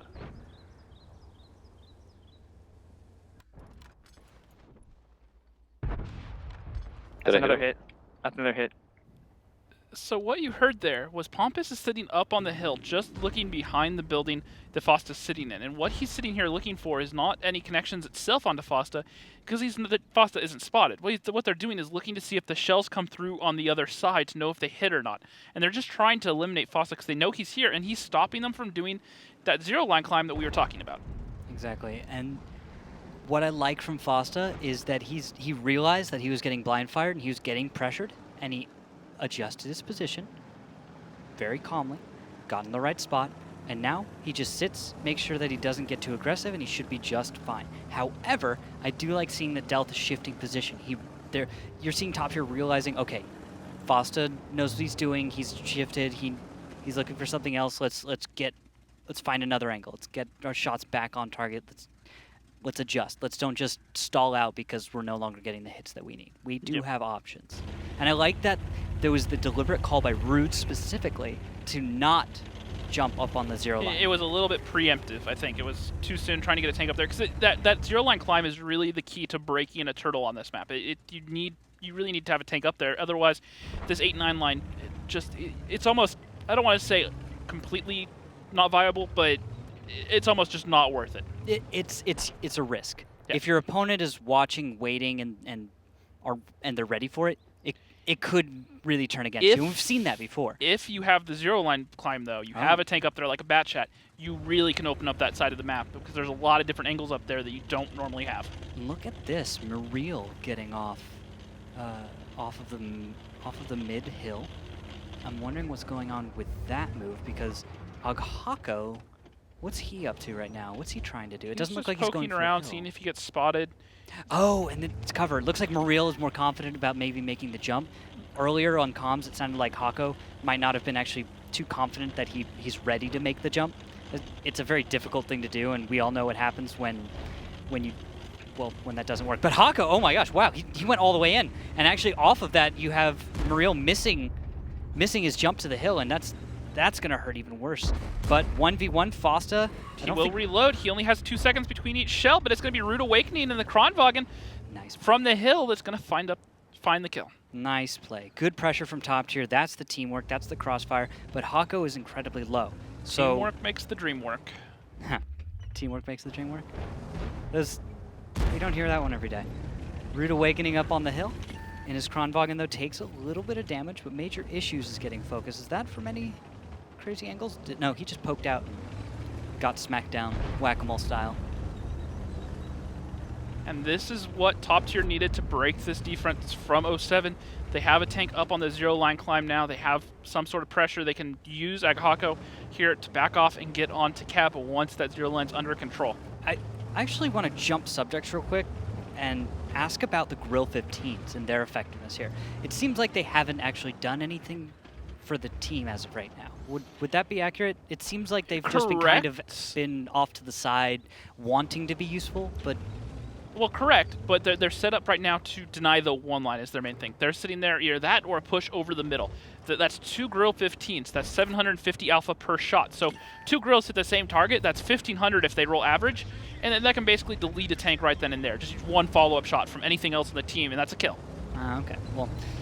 But what about shifting, though? What about moving one of those Grill 15s more towards the middle, trying to get another angle, something further to the east? Would you think that might work out for I would expect to see maybe a hill retake, more than likely. If they try to push that K line, it's going to be too open. If the other team has hill control, they'll spot them on that cross. There is no safe way to do it. So seeing them group up, use their speed, close distance, and get real close where they can just run in and double tap something is the more likely use for them. So 7 wants to get the grills close, find the same target, evaporate that target by dealing all of his health and damage instantly. And now what they can do from the position they're in right now, if one of these tanks up on the zero line does get lit, they can return fire and make him regret ever peeking. Yeah, and there's risky shots coming out of Hako, but Pompous gets deleted.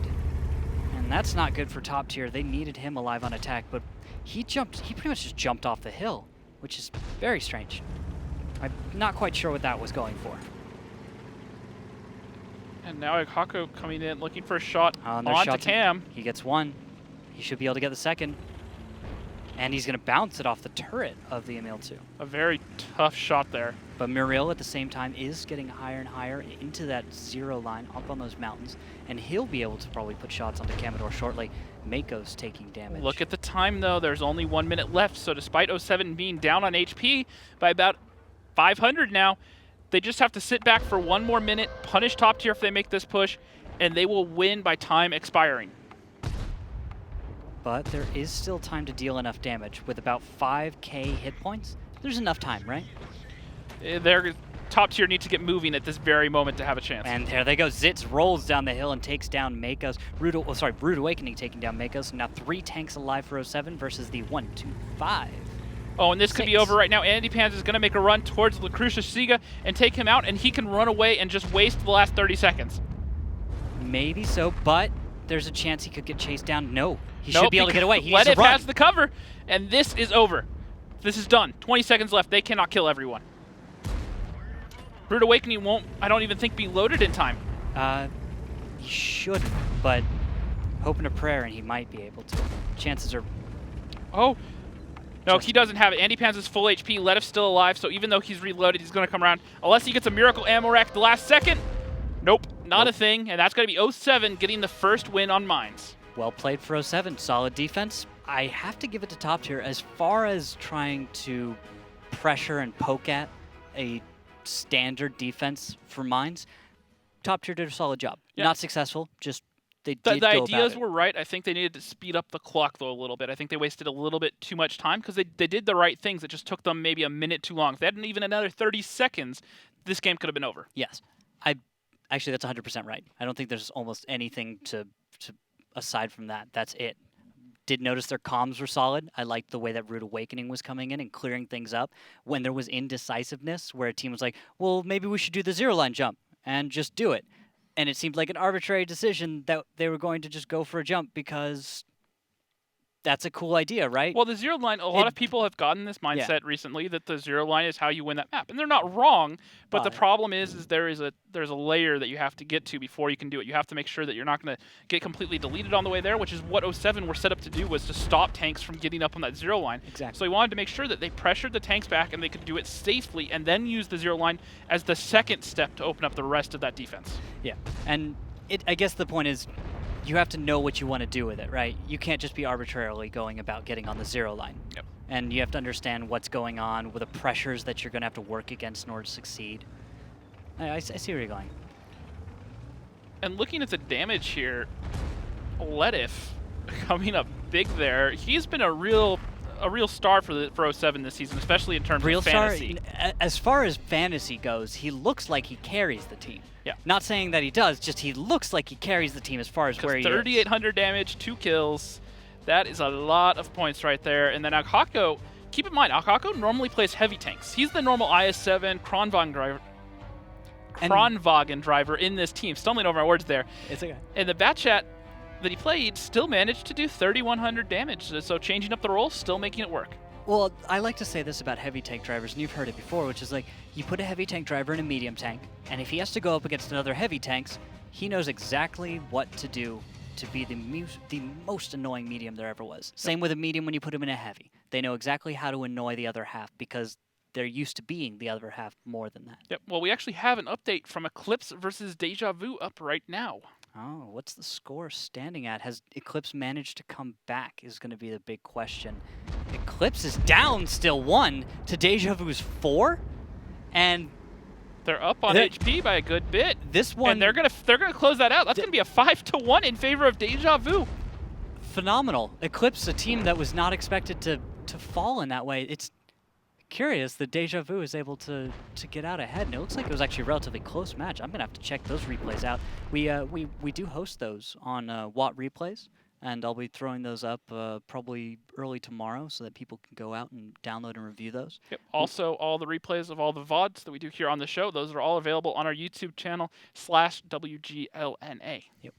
Make sure to go check those out. They're absolutely worth it, and it's as we get ready for this next battle, it's going to be switching sides on mines to jump back into the subject of Top Tier's 07 match currently that we're in the middle of. 07's just successfully defended. They started off with a good win. That's got to be frustrating for Top Tier. If you're Top Tier, how do you respond? What do you do this next battle? You're the defender now. You need to be a little bit more proactive than I think 07 were. I think being a bit more aggressive on defense is a good start.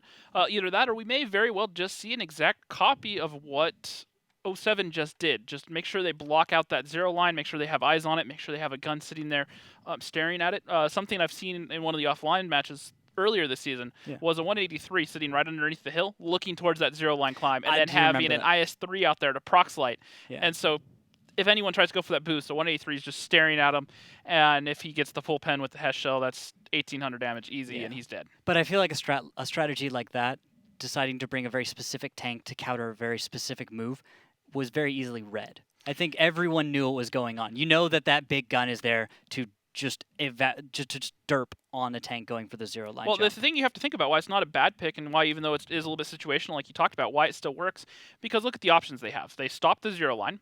The other team on mines, they're going to bring a lot of bad chats and TVPs. Not a lot of teams go that heavy anymore, so you have the Hesh shells going against these lightly armored tanks. And from the position he's sitting underneath the hill, if they push one line, as long as they have eyes up there and they spot it, he can very quickly just turn 180 degrees and have a shot on something pushing down the one line. So that's another Hesh shell into the side of a bat chat or a TVP. It's a flexible strat. Now, it's very readable, it's predictable, but how do you beat it? Yeah, that is a good point, because you know that this is an obstacle probably standing in the way of exactly the strategy you planned to bring. So your opponent knows this is disruptive no matter what. And even if it's not disruptive, the strategy you're probably bringing, if it's not involving the far east or the far west, and it involves going right down the middle and starting engagement that way. Drive right into a 183. Have fun. And here's the thing. What better tank to just be the first tank they run into? 183 gets one shell off. Most other tanks won't be able to put out much more damage than that anyway, so might as well get the biggest shot you can. As long as he pens that Hesh shell. Now, there is a big if he pens that Hesh shell, because that is not a guaranteed. No. If he can make it count, that's basically a tank completely deleted off the field. You can even hit the lower plate of an E5, get the full pen, and that's going to leave that E5 essentially a one-shotter from that point on. Yeah. So, but if that were a bat chat, if that's even a Kronwagen, he's only going to get to deal about 400 damage before he goes down. So, as far as anything goes, it's probably the most ideal tank to have to lose in a situation where you get blitzed. But we'll have to see how it works out. I don't know if I'd necessarily agree that it's the best choice, though. I think that it's possible that we could say that there are better choices, more flexible, that kind of apply to a wider range of situations. As a caller, my mindset goes like this. All right, so I'm not getting up on the 0 line because that 183 is sitting there watching him. So how else do I open? One line. All right, well, I have to worry about that 183 shooting us in the cross. So I go, all right, I want to bring artillery. I'm going to start working the one line slowly, get the artillery maybe down to C1, and start backing off that 183 and open up the one line. And then from that point on, then you can work the one line and you can kind of neutralize the 183 from that point on. All right, well, battle is about to start. These lineups, well, unfortunately, I was hoping we'd see a 183 just to prove your point right there, but we're going to see a grill instead. So still a large gun that pumps out a lot of damage. Exactly. A 113, 3 bat chats, a TVP, and Rude Awakening playing that AMX 1390. 07, who are up 1-0 right now, bringing an IS-7, 4 bat chats, a TVP, and an M40-43.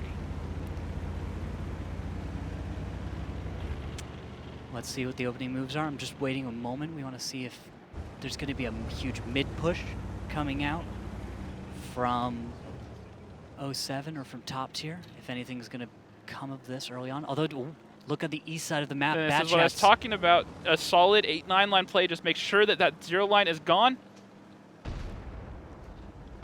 And looks like we're about to see possibly an engagement on the far east. Looks like Andy Pan's able to... it's taken down by 1326. La Cucaracha almost sinks a shot in there, but not quite in time. And now they're forcing the tanks from 07 to head back over towards the hill. And now look at this. The tanks are regrouping, and they managed to counter-push the hill late. The Batchat over in the middle can join up with them, Delph, and they can retake the hill in numbers. However, they're going to choose to back off and just become more passive at this point. You have Rude Awakening on the one line still, and it looks like 07's response was to make sure they didn't push the hill. They're waiting for it, but they're not actually taking the hill themselves. Yeah, and that could have been an incredibly risky play in hindsight, thinking about the way that tanks from top tier were laid out early on. There were a number of tanks to the far east that could have easily been focused down had there been a crazy push from 07. But thinking about it, of course, chances of seeing an east side push with more than 2 tanks, even 3, is something you'd see maybe 1 in 100 times. Yep, absolutely. And now Commodore in the I-7, knowing that top tier does not have any artillery, he's going to get up here and he's just going to start proc sliding. He only has to really worry about Pompous and that Grill 15 in the backfield getting off shots. So he can work this ridge a lot more freely than he would if the other team, say, had an artillery. Yeah, and we're going to have to pay attention if Fosta's able to get damage in, and note when 07 is able to move that M4043, because if that M4043 from Fosta is able to get anywhere to the far east or even the southwest, he's going to obliterate top tier. Top tier's not going to stand a chance once he's able to get shots on target. Now, one thing I do like about top tier, while they're playing passive right now, look at this lineup. This lineup doesn't say camp. It says flexibility, move around, and maybe push. And so, unlike what we see out of a lot of teams, they bring lineups where they're stuck being passive. Say, bring an STRV, or like we were talking about, bringing 183. It does limit you in the sense that it limits your offensive options while you're defending. And so what they can do is they can use this flexibility to group up and, say, retake the hill and cause problems for 07 who are trying to sit here and crack this turtle. Exactly. Now, note we do finally see artillery moving. It's Fosta and the M4043 is shifting out to the east, and that's going to mean 07 is preparing to push on the east side of the map, go for the 1 cap.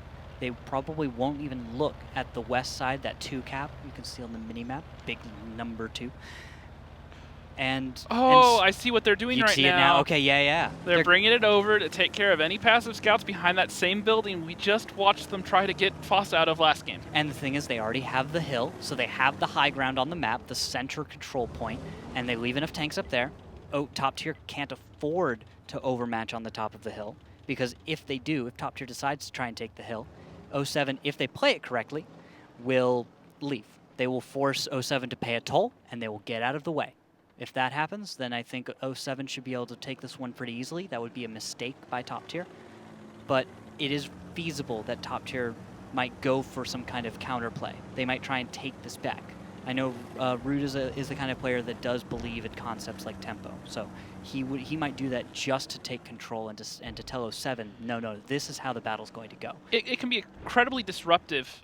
So running passive defenses aren't bad if you do it for a short amount of time.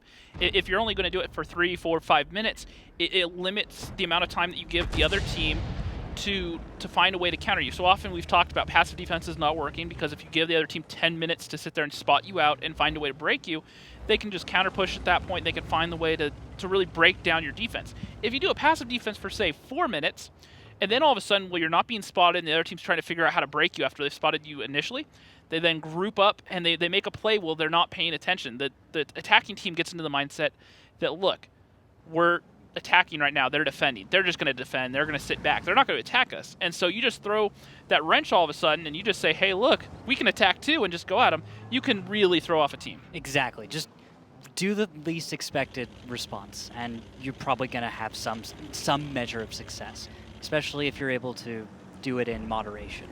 Now, I do see a jump, possibly. Looks like Mako's going for the 0 line. An artillery shot landed on Pompous, blind fire. He wasn't even spotted. Fosta hit him for almost 600. Well played. I guess Pompous should have not been such a typical position. Mako's. Watch how he makes the jump. And nice. And notice what happened because it's artillery. Meanwhile, Mako's takes a shot from the grill, I believe it was. 3 shells. Zitz, Delth, Oghako fired at the exact same time. And Makos is stuck now. If he tries to go up any further, he probably, well, chances are he might take fire. He got delit. He stayed behind that hill to make sure he was not spotted anymore. And now he has a very slight window to get up there. But however, since the last major patch, he's good.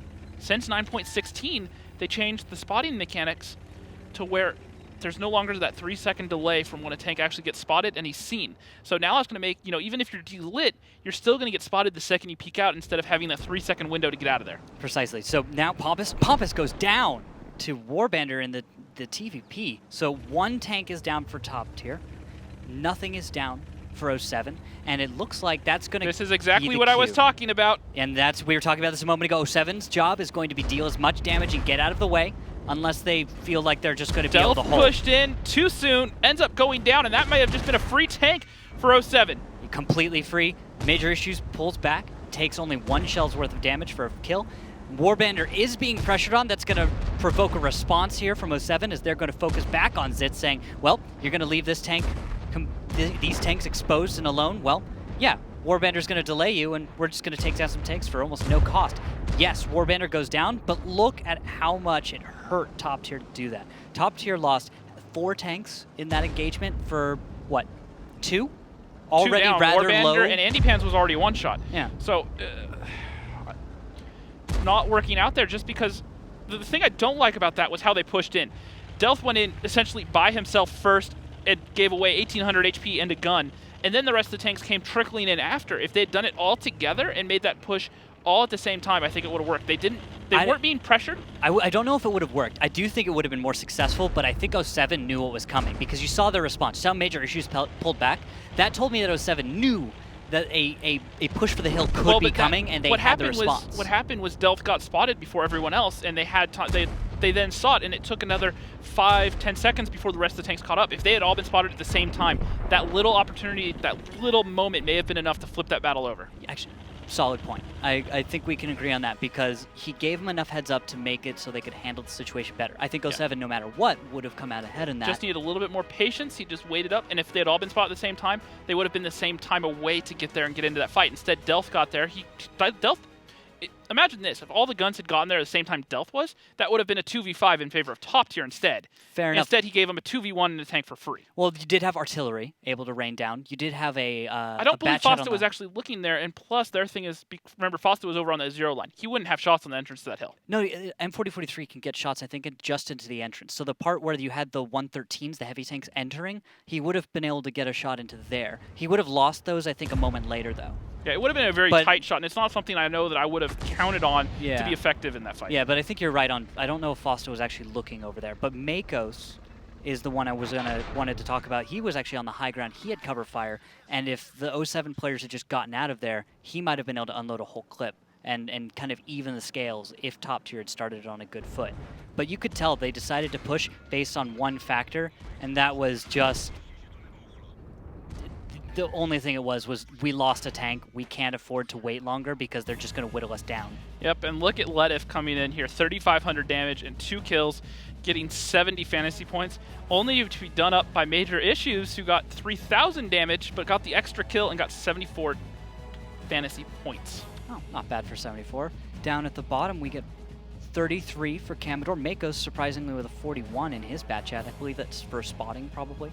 Most likely. And then Pompous in the grill, along with Muriel, not able to really be in the fight. Yeah, we'll have to see how they take this on next map, which is going to be Prohorovka. So we go to an open map where I think 07 and Top Tier are perfectly comfortable playing, aren't they? Yeah, well, in that, look at the map pool that we have tonight. They took away all the heavy-based maps. They took away Ruinberg, Himmelsdorf, Ghost Town, and what's the last one they banned out from the series? That's going to be Ruinberg, Himmelsdorf. Oh, you're looking at Murrow. who banned Murrow, what maps? yeah, well, I was looking. It's going to be Murrow that's going to be the 4th map that we're not playing tonight. So they're choosing to go with the rest of the open maps. Mines, Prox, Cliff, and Steps. All maps that are very open, very fluid. A lot of bat chats, a lot of medium tanks, a lot of quick skirmishes. So that and the map picking says that both these teams are just comfortable on those sort of maps. Yeah, I'd have to agree. It was interesting to see Himmelsdorf, Ruinberg, Ghost Town, Murrow. Murrow's kind of one that I'm a little confused about seeing banned out because I kind of expect 07 or Top Tier to be one of those teams that would go for it. But I guess going for Mines, Proc, Cliff is you just want to play mediums and lights all day. And I guess Artie as well is what we'll be watching for because Artillery have been showing up more and more often as we're seeing in this. I guess they're coming back in the meta. And Ruinberg's actually the other map that Top Tier haven't played all season. Lineups coming in here, an IS-7, a Kronwagen, 3 bat chats, an STRV 103B, and an RU-251 coming out for Top Tier. 07, an IS-7, a Kronwagen, 3 bat chats, a grill, and an RU-251 of their own. Well, we'll have to see where this S-Tank heads off to with Pompous. I've been wondering what else we're going to see, because I believe the last time I saw Pompous in an S-Tank, it wasn't as successful as we were hoping for, which was to position in the northwest and to hang very, very far back. Yep. Well, and another thing to look at here is part of the reason that I'm going to take a guess that Ghost Town's not being played tonight is 07 are currently 0-6 on Ghost Town.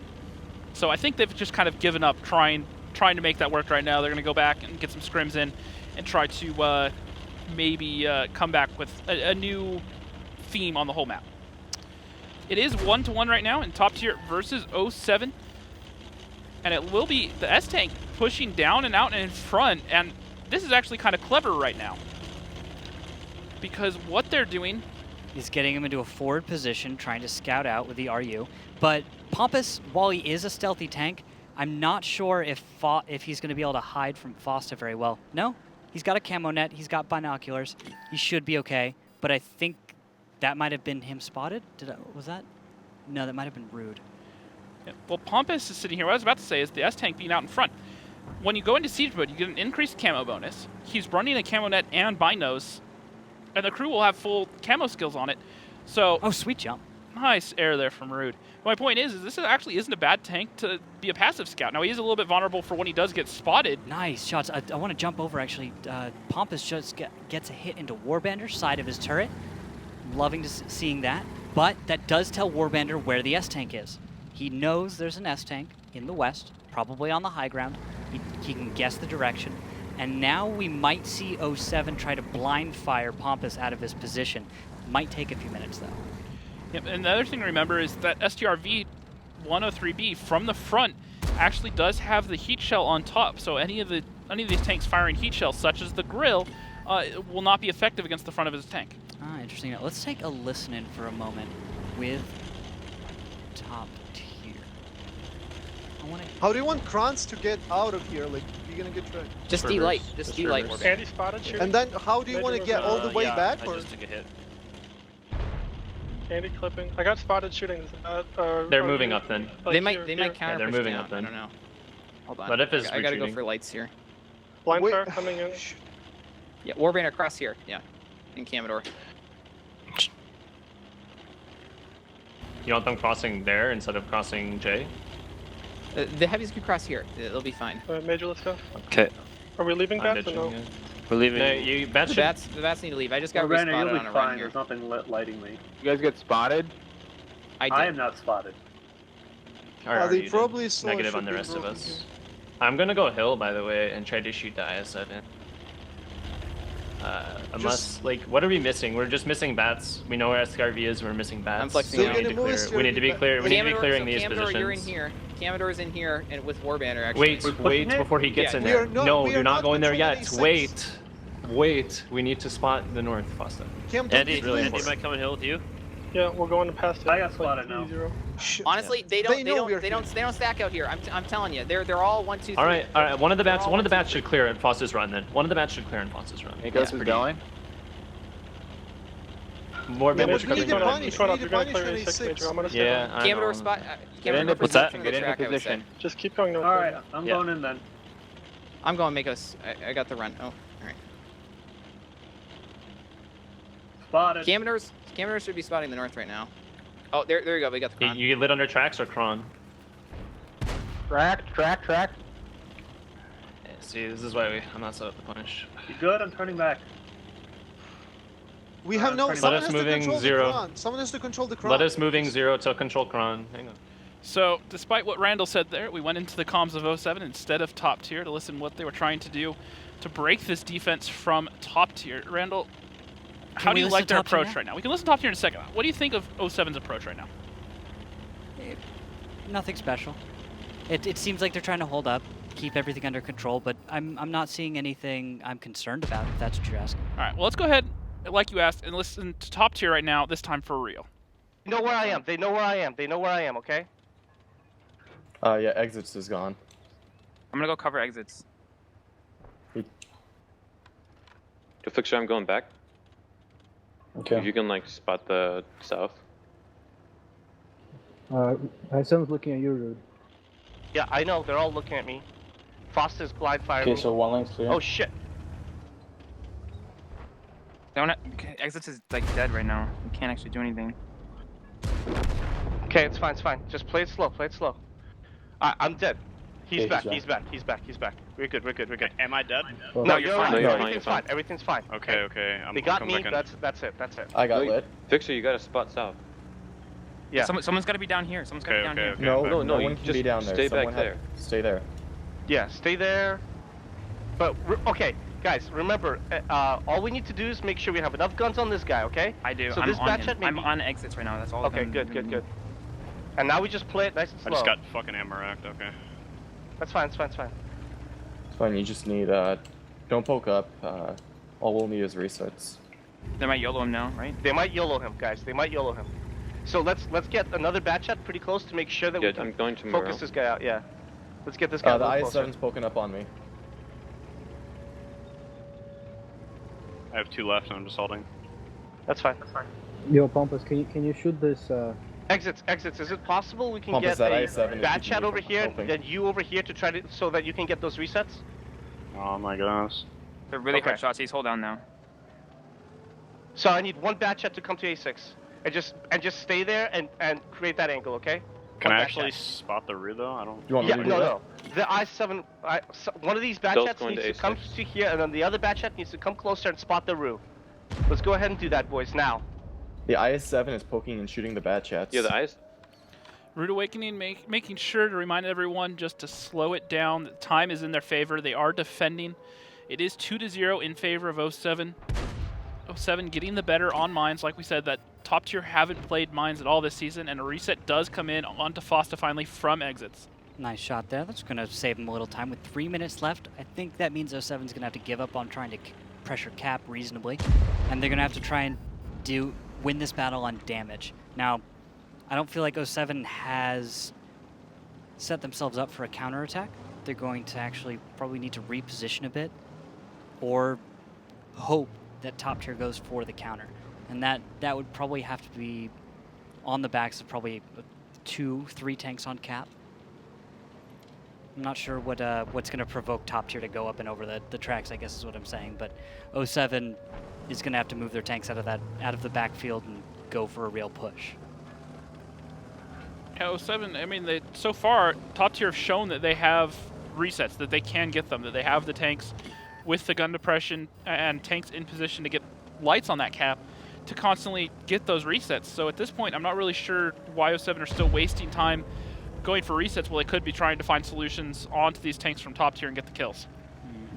It is curious, and we do wonder, but we need to find out what they're going for. I see we have one batch out in the backfield in the S tank with Pompous, right? Pompous is trying to cover everyone from top tier and keep them safe, I guess, but there's too much health on 07's side for top tier to really push in. There's just... The only saving grace that 07 have right now is they have Letif up in A0, so if these tanks keep poking up and over, he can keep getting some good damage off and maybe soften up 07 a little bit more, but for the last couple of minutes, it's actually been 07 with the worst trades, and top tier just whittling them down. We'll have to see what happens. Mako's leaving his position in the north. Zitz takes a big shot from the grill. Down to 42 hit points. That's not good for him. He can't afford much more. And that might mean Andy Pans will go up and over and maybe even just kind of go for that. I think it was Rude talking earlier about it, the YOLOs. It's very often what you'll see is everyone calls it the YOLO, of course. We only live once. But in the north part of the map, there's enough cover that if you send 1-2 tanks up and over to attack a tank like where Delta is right now, which we might be about to see, you can kill him in time that it no longer really matters. And there we go. Major Issues is going to go over. They find the isolation onto Delth. They're going to go for the kills. They have one tank on cap, but he can't cap out anymore, so I don't know why they haven't taken him off. They need to put a second or third onto cap to get that cap pressure. To see if they're going to be able to do anything about it. With 29 seconds left, you have, well, probably not enough time to actually cap it out unless we can see them swamp. They have two. They need a third, but it looks like top tier are in position to get the resets. Not going to work. You got one bat check coming in. He's about to get his resets. Chances are the only way this one goes in the way of 07 is if we start seeing tanks die left and right. The extend the battle is the only way this one goes in favor of 07. Possible if they get really aggressive. Major Issues seems to understand the point, but no one else does, and well, that's a win on time. So top tier really working the clock right there, and we heard Rude say that after he died, guys, just play slow. And what he's saying by play slow is use as much time as you can. And that's really what you have to do is play. You only have a 10-minute round timer. They knew that they had wasted 5 minutes with 07 going over towards the one line, figuring out that that's not going to work, then rotating back and going over towards the 9-0 line. And then once they got Rude out, it was barely under 5 minutes left. And so Root at that point is just like, guys, we have 6 tanks alive, full HP. Let's just make sure we get a reset here or there. Let's let them get the cap up to, 10 points left, get a reset, and now all of a sudden they have to get the whole cap going. Yeah, that's another minute, depending on how many tanks they have on. 2 minutes if it's just one tank on cap. Yeah. So that's another 2 minutes that they burn. Yeah, because if you're going to reset cap and you're playing in this format, you realize if I reset cap, I will take at least probably 1 shell, right? Chances are I'm going to take damage. In a really bad case scenario, I might take 2 or 3 shells. I might even get ammo racked. I think when we saw that from one of the Kronwagens. He took 1 shell, ammo racked, and he tells the rest of his team that's the cost. He had to burn his kit for it. And that was just to get a reset. Now, if you wait, let it rack up like you're talking about, then you increase the value of that reset. It's all about managing your HP. When you're defending like that, as long as you're sitting back, you're full HP at that point. They like we said, all right, I'm dead, but everyone else is fine. So they knew that they still had 6 tanks on full HP. So they said, all right, let's just slow it down a little bit. Let's get a reset. Oh no, we lost 1,000 damage getting the reset. Oh, there's only 2 minutes left. So they still have. We've only bled essentially maybe 2,000 HP. A great shot there on the major issues from Merle Shikta. He just flies out there, just take me. Yep. Just catches it midair. Mural Scarata, excuse me. But anyways, and so what I'm saying though is, what that ends up doing is that says, all right, now there's 2 minutes left. We still have 11,000 HP. We still have 6 guns alive. We've only bled a little bit of HP, and now we're sitting in a position where it's going to be very hard for their team to push on us and try to get the kills. And so it's just about managing the HP versus managing the clock. You do it effectively, just like we saw top tier do, and they can just end the game like that. Yeah, very often when you're defending, that's all it comes down to. Can you hold off your opponent long enough to force them to make really risky and ultimately poor decisions, ones that are costly for them? If you can do that, awesome. If you can't do that, if you don't do anything to hold your opponent up, throw them off, make them waste time, what's going to happen is they're going to just take all of 10 minutes, but they'll win. They'll win in the end. But yep, if you, especially on a map like Proc, if you give your opponent all the time in the world, they should be able to do something about you. Well, it's such a wide map. You have a lot of angles that you can flex around, and especially when you have these sort of lineups like a lot of bat chats and TVPs or Kronwagens, you have enough flexibility to get around and open things up while you're defending. Yeah, and we'll have to see how this one plays out. Now that we're swapping sides, this will be battle number 4. And so if 07 wins, if they're able to do that, this will be huge for them. It's a big momentum swing. They'll be establishing themselves on a 3-1.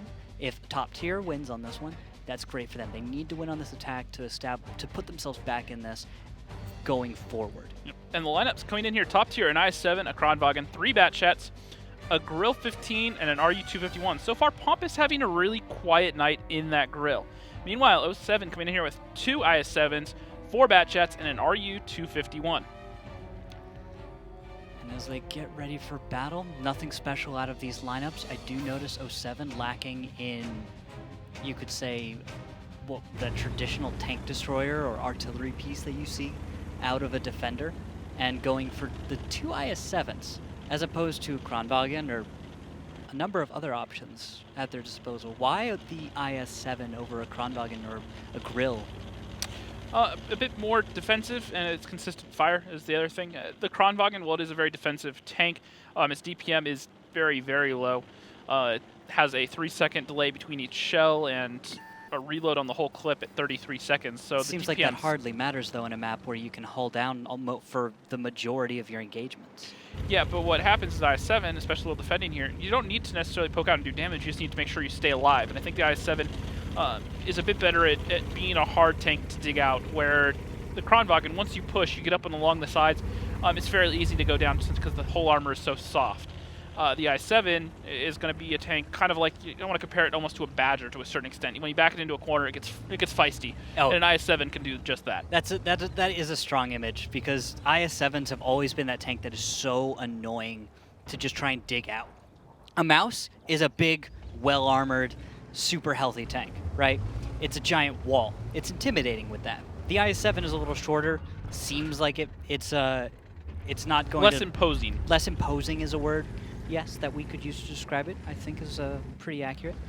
Even though it is nice, sharp angles, looks kind of scary anyway. But the IS-7 seems like a tank that won't be too much trouble. And then you run into it and you realize this is a tricky little tank.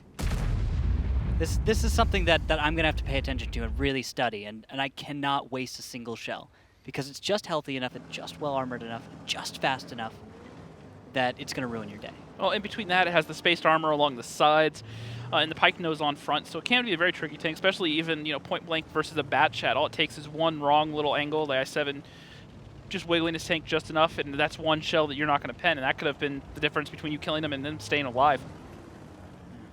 And this is going to slow down. Okay, I'm going to be real here. This is probably going to slow down for the next 2 minutes. You can see tanks pulling back from top tier. It's almost a mirror image of what we saw last game with 07. They went over towards the one line. They said, hey, is this an option? And look at it. They even have Warbender in that I-7 all the way up at A1 and a little defilade right there. So he's essentially hold down. They have to get in point blank to get him dug out. They don't even want to try to mess with that. So at this point, top tier are just going to back all their tanks out, and they're just going to drive away. And it looks like actually we're going to see 07 possibly catch them in this rotation right now. Oh, it's a timing call. So 7 minutes. This is just about the time that if you did go to the west, and this is purely like the team's knowledge of the map and of typical trends. This is probably just that, Oh, they might catch up Pompous and Delph. No, if they do and that, these batchats are in position. This could be 2 tanks down. Pompous 4 top tier. Pompous has taken fire. He might take more. There's Delph down about half. He's down to 1,000. A lot of misses coming out here onto these tanks. Batchat moving at range. Is he going to get up and over? Pompous takes another shot, and that is a lot of HP down for top tier, but you have to say that 07 should have been a little bit more critical right there with their shots. You know what? I don't want to judge too harshly because this is Batchat sniping, remember. They brought a lineup with IS-7s and Batchats. This was not made to snipe. This was their choice to bring these tanks, and yes, they failed to get the kill for it.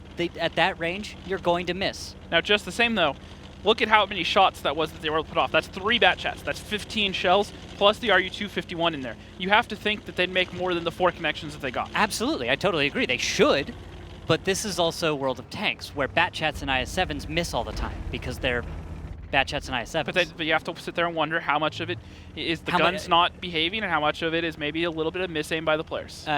Rushing your shots and going for RNG. You have to RNG some shells. This is that was a 500-meter shot.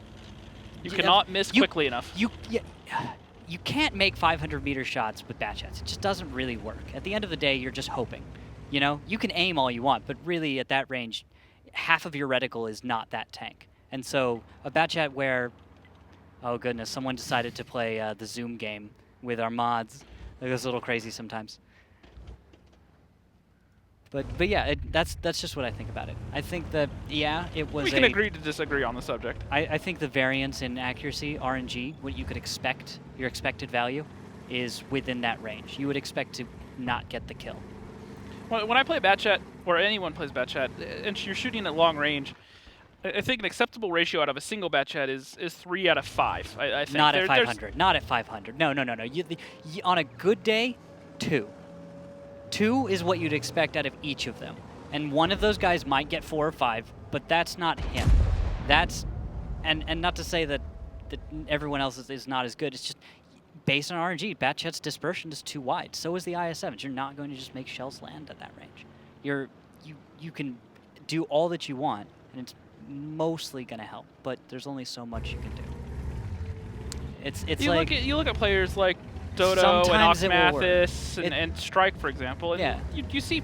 And give it another time. Give him another chance. If that exact same scenario happened again, maybe Pompous dies, and maybe even Pompous and Delph die. Maybe. At the end of the day, it's a missed opportunity. Whether it's because of RNG or because of some poor aim by the players, it's still a missed opportunity, and that's 2 tanks still alive, still in the battlefield, still able to do damage right now. Yeah, I guess that's at the end of the day. That's what really matters. It's not whether you made the right choice. It's what happens is what matters. Fair enough. Now, Rude Awakening taken down on the cap. RU-251 tries to go for it, but unfortunately he's exposed. We talked last game about time management and slowing down a game, and 07 just stealing a page from top tier, just burning down the clock. 3.5 minutes remain. 07 should be able to do this. They're comfortable. They're up by about 4,000 HP. They don't need to make a move.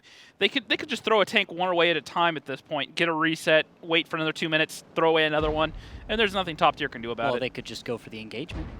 They need to do that now because you give it another minute or two, and 07's going to start having tanks drive away. And look at it. They already have Batchats sitting up on the 2 line. Like, they're not even in that engagement. Based on the way Zitz is driving, my guess is that there will be a push to him. Based on the way he's peaking. Because he's being just aggressive enough that he could risk taking some damage. And he's also just risky enough that he's trying to even maybe bait someone to fire at him. Because with an autoloader lineup, IS-7's Batchats, Batchat fires 2 or 3 shells. If a few of them miss, awesome. Great for me. I'm top tier. Now I can push on in. I know you're down a few shells. Potential damage is limited. So, and Zit's still just working that ridge, but look at this. The HP is actually getting worse. While 07's taking a little bit of damage, they're trading out effectively, and they're up by about 5,000 HP now. So I just don't see any way into this match for top tier right now. Yeah, this should be going the way of 07. It's going to take something a little bit insane, honestly, or just maybe a little lucky on the RNG. That could do it. Insane ammo rack? Yeah, like a little insane ammo rack. So pretty much a hope and a prayer to win for top tier right now. This is really just a challenge to try and keep a tank on the cap. But just nothing against top tier. I feel like they did handle this competently, but I feel like 07 just held their ground and their responses were on top of it. No. Finding the timing on their counter push, on their follow-up, chasing top tier across to the east side of the map, you couldn't hope for better timing on that. That was a great call. Now, something to look at here, big picture-wise, as this game wraps up. Oh, wow. Hako's going to be able to live a little longer. Kamador unable to get a kill shot on him, but there, Hako's able to clean it up. Next map is going to be Cliff, a map that top tier are undefeated on right now, provided it's only 4 rounds, but they have won all 4 rounds of Cliff they've played so far this season. 07, on the other hand, are struggling on it, to say the least. We'll see how they do. Now, La Cucaracha, Ciega, is the last tank alive. He is running away for his poor little life. And he's going to go down in a moment, and that will secure a 3-1 lead for 07 over top tier. And Lidif misses the Goomba. Unfortunately for him, he'll have to go for it another day. But I think that was a pretty clear win for 07. Yep, well, and once again, it looked like a mirror image of the game we just watched the round before. You could show me both, and they almost look the same, just the colors swapped. In some ways, I think there were some subtle differences that were important to note, and that is the way that 07 went to the east side when they were on attack versus the way that top tier went to the east side when they were on attack. Even if top tier make that rotation when they did, and 07 don't catch on to it, I don't see anything about that game that says top tier would have had it if they had more HP. They didn't do anything positionally. They didn't force 07 to rotate to get into their guns. Oh, at the core, they were going for the exact same plan. I think 07 still would have walked away with that scot-free, even if the rotation timing had been a little bit different. Well, but the way that top tier did it is they left their tanks strung out. The reason that you saw the Grill 15 and a Batchat take half their health and damage is because everyone didn't move together.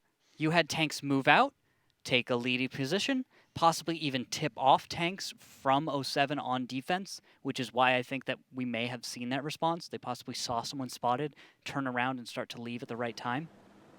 And that's what makes me think this response here, what we're seeing on screen, was an informed decision, because Fosta so far forward into the south, getting the spotting that he did, that was huge for 07. But the thing is, top tier could not have done the same thing. The way 07 went around doing the exact same play was totally different. That was 07 deciding to move together at the same time. They all covered their scout as that scout moved to the northeast. Top tier did not.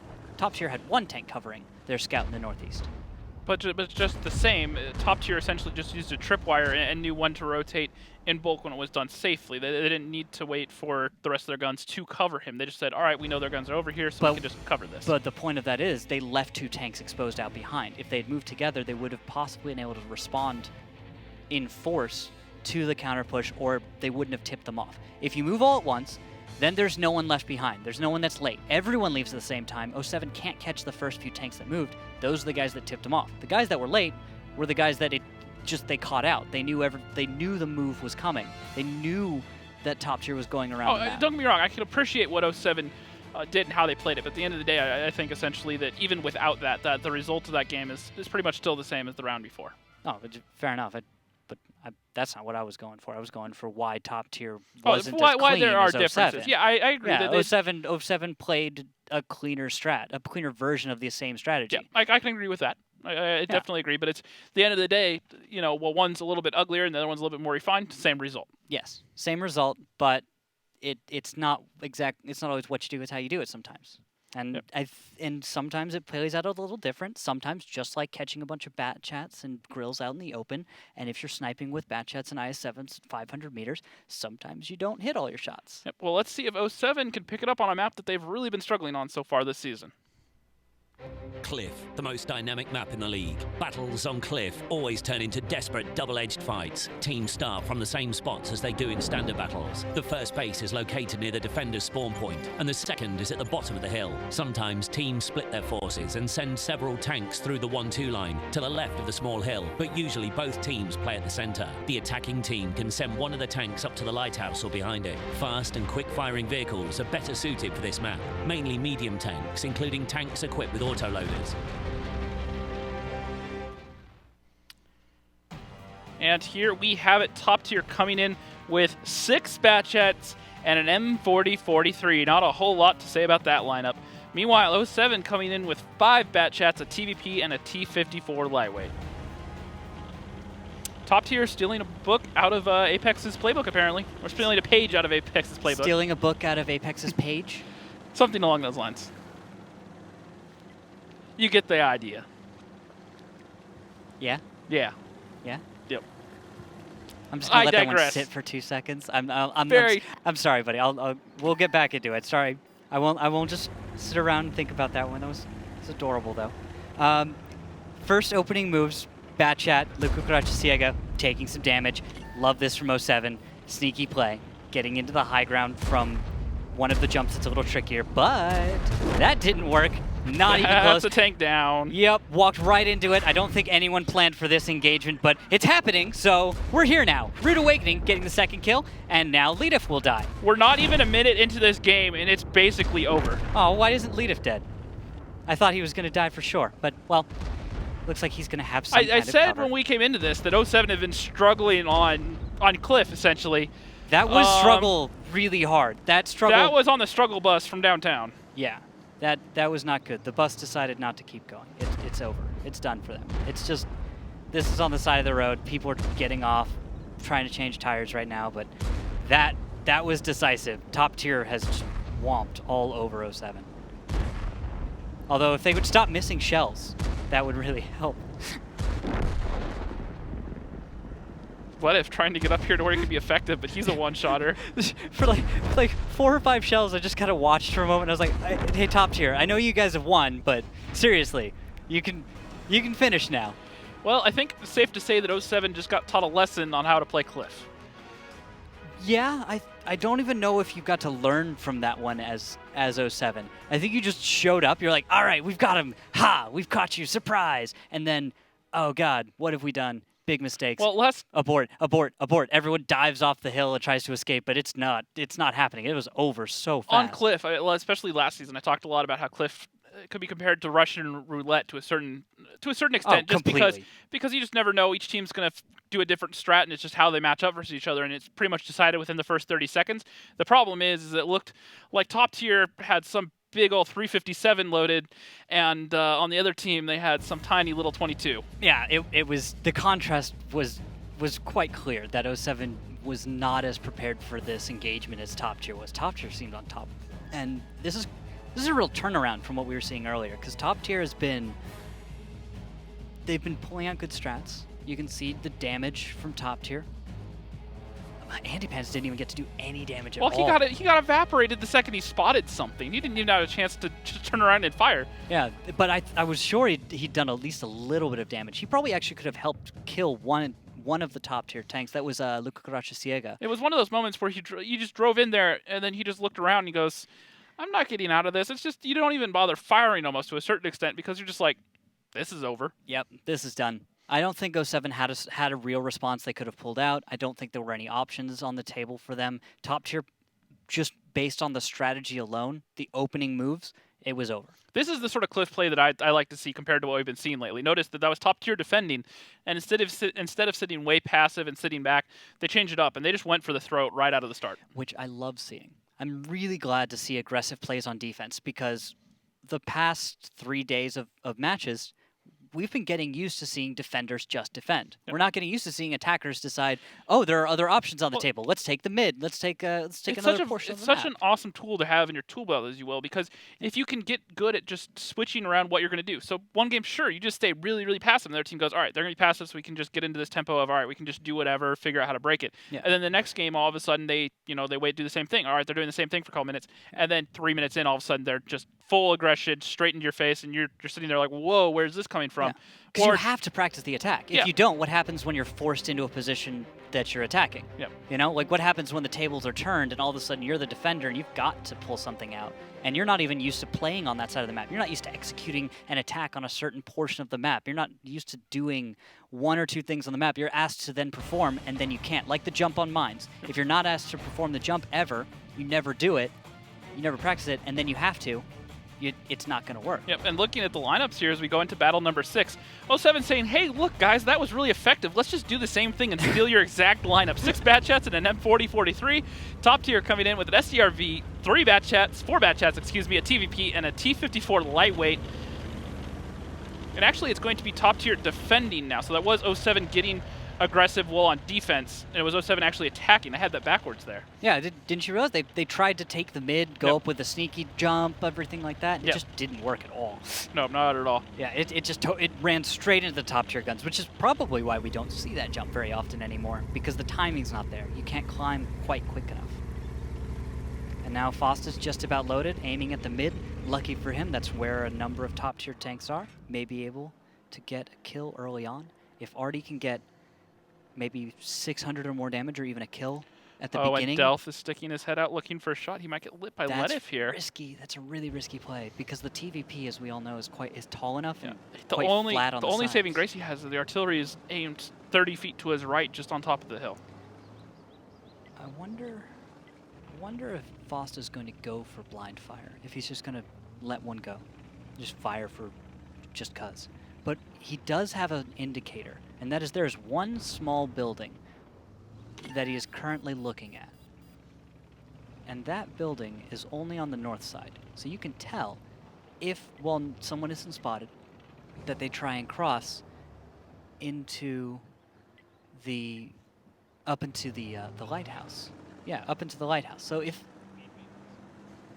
if we see that happen, if we see Artie fire at the little building, or if we see the little building go down on top of the hill, which won't happen because Miro is now spotted up top. That would be a little tripwire, but only 57 on the splash. So this is going to take about 2 or 3 minutes, I'd expect, before we see anything decisive out of either team. They're just going to kind of play around with each other. We're going to see a bat chat probably move from one side of the map to the other, and then from top tier, probably one of the bat chats flexing and possibly some T54 lightweight moving around, some scouting action, but I don't expect anything truly decisive until we see Fosta get a kill. But Andy Pans is quite hurt. Muriel playing the same ledge that he played against Aquatic M60s, where Felix in the M53-55 decided to completely remove him from the map, and this is almost deja vu of that. That it is. We'll see if that happens here again. Oh, a little risky driving from Andy Pans. He's right on the edge. I've seen a few people actually just accidentally spin off of that. Very reminiscent of the middle road on Lakeville to a certain extent. Oh. Have you ever fallen off? No, but I've had a teammate try to get into the mid very quickly and take the turn too sharp right after physics were introduced, and they slid right off the ledge right into the lake. Oh, I've seen that one a few times. I also hate when you get a track shot right next to some dangerous cover. And it snaps your tank while you're going really fast. It snaps it in one direction, you spin around, and you end up either falling off a cliff or just right into the open into a lot of guns. Yeah, the cliff is one of those maps you got to watch out for that stuff on. And yeah, I think we called it. This is going to be a slow one. This is going to be a snoozer for 07. They're going to just take all the time they can. I think it might actually be influenced by the fact that they've brought in Artie. Sometimes teams tend to wait a little too long to do anything when they bring Artie. Wasn't a problem for top tier. Well, it wasn't, of course, because 07 decided to come out and meet them for brunch. brunch? They had them for like a full 5-course meal. No. It was like the time of the match was the time of the day. Yeah, I know. I was going but for like that just was just done and over. That was just a feast for top tier from that point on. Yeah, okay. I guess if we're going for like meal size, but brunch can be a pretty big meal. A And then brunch would be Delth earlier, getting caught out in that 2v1. What about second breakfast, lunch, and then an afternoon snack? Yeah, I could go with that. Because like it was kind of broken. It was a lot of food. Yeah, and it also took a little while. Yep. A lot of free damage for all you out there playing fantasy, especially if you have someone from top tier on your team. All right, so this is finally the first decisive move we're seeing out of these teams. Oghako is going to go down. Poor little guy. And now Delth is going to come around and find Ledif. He's going to empty his clip into him in the middle. Meanwhile, these Batchats trying to get out of the way of that STRV 103. And I like this. Zitz coming and trying to support Ledif, but he might not reload quickly enough. And Zitz is going to get the kill. Guys, just need to be careful though, because that artillery was aiming in that general area, and I don't know when he last fired. Oh no, Foster's still halfway through his reload, so Zitz is fine for the moment. All right, well, Foster right now is aiming back towards the mid again, because it's what he's been doing the entire battle. And what's the response you'd expect to see? What's 07's next move? What do they need to go for? Why are they waiting? Or what are they waiting for you? They're down on HP, and they don't really have too many options left at this point, especially since they lost Ledif there when he got caught out by Delth and Zitz. So at this point, they need to get their guns together, which is hard for them because they have 2 on the back of the hill. They're trying to take hill control, and they also have 3 still over in the donut. Until they take the top of that hill, the tanks over on the donut can't move. They can't really leave that 3 line. There is no way to make those guns back off and open up those lanes. So they're stuck being disjointed at this point. If they try to regroup together, they're going to take way too much damage in the process. So then, what do? Just go, attack, wait, sit? You have to force an issue somewhere. You have to look at it and go, look, this isn't a good situation. We're probably going to end up losing this, but we need to try to make something happen and hope the other team makes a mistake. And what about the low ground? T-54 lightweight hasn't seen much action. I don't think I've seen anyone even go up the E1, the 1 or 2 lines on the far west side of the map. With the setup that 07 has right now, what does that gain you? You don't have hill control, so you can't shoot the back of the tanks along the 5 line, getting anyone pushing. Because look at it, it's going to be a chain reaction. If 07 pushed, say, 1 or 2 Batchats down the 1 line, that STRV has shots down there, the Batchat at D4, and another Batchat over at C6 could very easily get shots on the 1 line. So now all of a sudden they're sitting there and they have those 2 Batchats pinned. What are the rest of the tanks on the team going to do? They don't have control of the hill, so they can't go up and over on those guys, and that's still basically an even fight. So there's just nowhere really left for them to go. Instead of getting their tanks together to maybe make a play and get a pick, they've just spread their tanks further and further apart and let top tier just continue to pick away at them. I see. Essentially, at this point, they need to find a way to get their guns together and/or just force a play. There's points where you just have to realize, look, this isn't a good situation. We have to try to do something to salvage it. We're down on HP. We only have 3 minutes left.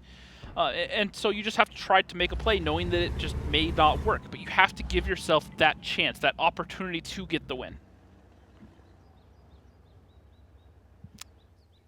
I don't think 07's going to be able to do it. Oh, I don't either. That's what I'm saying, is they're not in a good position. I'm saying right now 07 just needs to try to force something. Try to find a pick somewhere. Oh, hey, look. There's Muriel. Because right now it just seems like they're sitting a little bit too far back, not really making any sort of play. And shots fired on the Cucaracha Ciego. Does not realize that there's a crossfire in his position. Makos goes down. Andy Pans goes down. 07 has 4 tanks alive. And looks like a... This is the expected result of trying to make a play for 07. There are different plays they could have made. Some may have been more effective than others, but at the end of the day, they still had a fairly low success rate, which, they just tried one of them. Why not? I guess I should ask this, and I didn't ask it before. What's their win condition? How does 07 win in this battle? To try to get back, they just have to win it, they have to get into the fight at all, which means they need to try to find a couple kills quickly and even that series up. They had not enough HP, they didn't have enough guns. They had to try to find a quick isolation, but instead they took too long, sat back, and just were trying to wait for the other team to make a mistake, which was never going to happen. Yeah, and with that, 1 minute 57 left, I think Rude Awakening is going to be able to chase down Warbender. That's going to be great for his fantasy points. And now, it's time for dessert. Artie, Fosta, all alone, nobody here beside him. His teammates are all gone. He's actually going to go looking for it. He knows that Rude's coming out here, so he's going. He fires the snap, but Lacrucia Ciega is sitting there on the high ground. Cucaracha Ciega. There you go. I can say it. That is a mouthful. But anyways, overall, top tier tying that up 3-3, just like I expected. The map before was definitely 07's map, and this one clearly seems to be a map that top tier pretty much have down. Yeah, and I feel like 07 just kind of just went for something. It seemed like they picked a strategy, kind of like you would out of a book from IKEA, like an IKEA book. They're like, I would like that chair that I can't pronounce, and they'll just go with that strat, and it just felt like they were grasping at straws to a certain extent.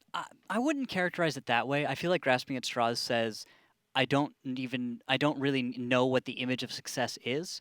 It seems like 07 went, that's the image of success, and looked at some strategies and looked at a very typical way of going about the map. That would imply that they had a clear game plan and idea what they wanted to do, and it just didn't work. I didn't really see much of a game plan this game, to be honest. There was a game plan. It just wasn't one with a strong win condition. It would just be very, very slow and hope the other team makes a mistake. Was about the only real win condition I saw there. It's the kind of thing where it's like, all right, if I can bail water out of the boat fast enough, I'll stay afloat. If I can do this fast enough, I'll win. If I can't do this fast enough, I'll lose. If my opponent does enough to stop me, this will be a big problem. So it's a very easy problem for a defender to solve, is another factor of it. Top tier knows what to do. You see the lineup, you see what your opponent's doing, and you realize, well, this should be something I can handle. Yep. I shouldn't have too many problems at all, actually. Yep. Well, so they do. Oh, sorry to cut you off. No, go. No, it is 3-3 right now, and just to go over it, Mines was a map that we felt that top tier had never really played it, so we didn't know what we were going to get. They go down 0-2. Yep. They both go 1-1 on Proc. They both had pretty much the same defense, like we talked about for a good bit. And then we get here onto Cliff, which was a map that we said, look, top tier's 4-4 or 4-0 on, now 6-0 on. Yeah, so proving they really do know this map. Yeah, and then this was a map that 07 really hadn't played a whole lot. They had won 1 out of the 3 games they had played on it, and the struggle to figure out how to play that map obviously continues because now they're 1-5. Yeah, I'm guessing this is just going to chalk up to top tier's good at this map, and 07 isn't. And now we go into our 4th map, which I'll leave a secret for the moment, but just know it's a map that neither of these teams have played particularly a lot, or that either team has had a great amount of success on. So at this point, it's a toss-up. All right, well, we'll have to see what happens. We are still waiting for them to get ready for this one, so just in a moment we'll be getting in, but it is going to be Ghost Town. I'll just say it right now. So Ghost Town, it's fairly symmetrical map. Sorry, did I say Ghost Town? I misread. I was just reading my Eclipse Deja Vu notes. Excuse me. It's actually steps. My bad. There we go. Steppies. So defenders got the jump. We could probably see some S-Tank action. Bat chats are just fine. But altogether, it's going to be a lot of the same players playing the same tanks as we've seen before. We might see a little bit of the Pancake come into play. The 416? Yeah, the Object 416. We saw Deja Vu try. Well, they ran it successfully the other day against top tier. Yeah, and that's where you take an Object 416, which is a rear-mounted turret that is very low to the ground. And what you do is actually, because you can turn the tank around, and the way spotting works, I won't get too much into it, but if you turn the Object 416 around and back it up to the right spot on a hill, you can actually just spot everything and no one can see you at all. Yep. Well, it's amazing. Let's find out exactly to see if they can crack that little 416 turtle, if that is what 07 ended up doing. Steps, the most open map in the league. The attacking team appears near the rocks at the bottom of the map, and the defending team starts at the top. Bases are located near the railway and on the green. The best way to control them is to use the lowland near the second base. The attacking team usually begins the attack from the rocks and the railway, but sometimes they can attack through the green. Teams often drag vehicles from flank to flank, so both teams usually pick light vehicles with a good camouflage rating, but sometimes use tanks with a strong turret and even SPGs. And as we get into battle number 7, no 416 will be found. It will be 2 Kronwagens, 3 Batchats, an STRV, and an M4043 coming out for top tier, the team that is defending. Meanwhile, 07 coming in with a 113, a Kronwagen, an STRV, 3 Batchats, and an RU-251. And that RU-251 from Fosta is going to go out for I'll call that aggressive, opening scouting run, and his RU-251 heading straight across the field towards the 1 cap. S-Tank on offense on steps. What do you make of that? We've seen this before, actually, from top tier, I believe. Have we not? We did, actually. They left it in the south. They left him to cover the flank and to cover the field in case any tanks try to push into that C5 cubby to get the lights on cap. And I believe, from if memory serves, relatively effective. However, I believe the place... Oh, nice kill from Rude Awakening. That's Artie. Nice job on the Artie. That's a hard thing to do. Kill a scout on the move like that. I guess maybe Foster could have been a little bit more squirrely about the way he was driving, but it is an RU-251. I didn't get a chance to see how aimed in Rude was when he snapped that shot off, but he'd had a little time, and also I believe he'd been facing that direction since the start, so he'd at least been in the neighborhood.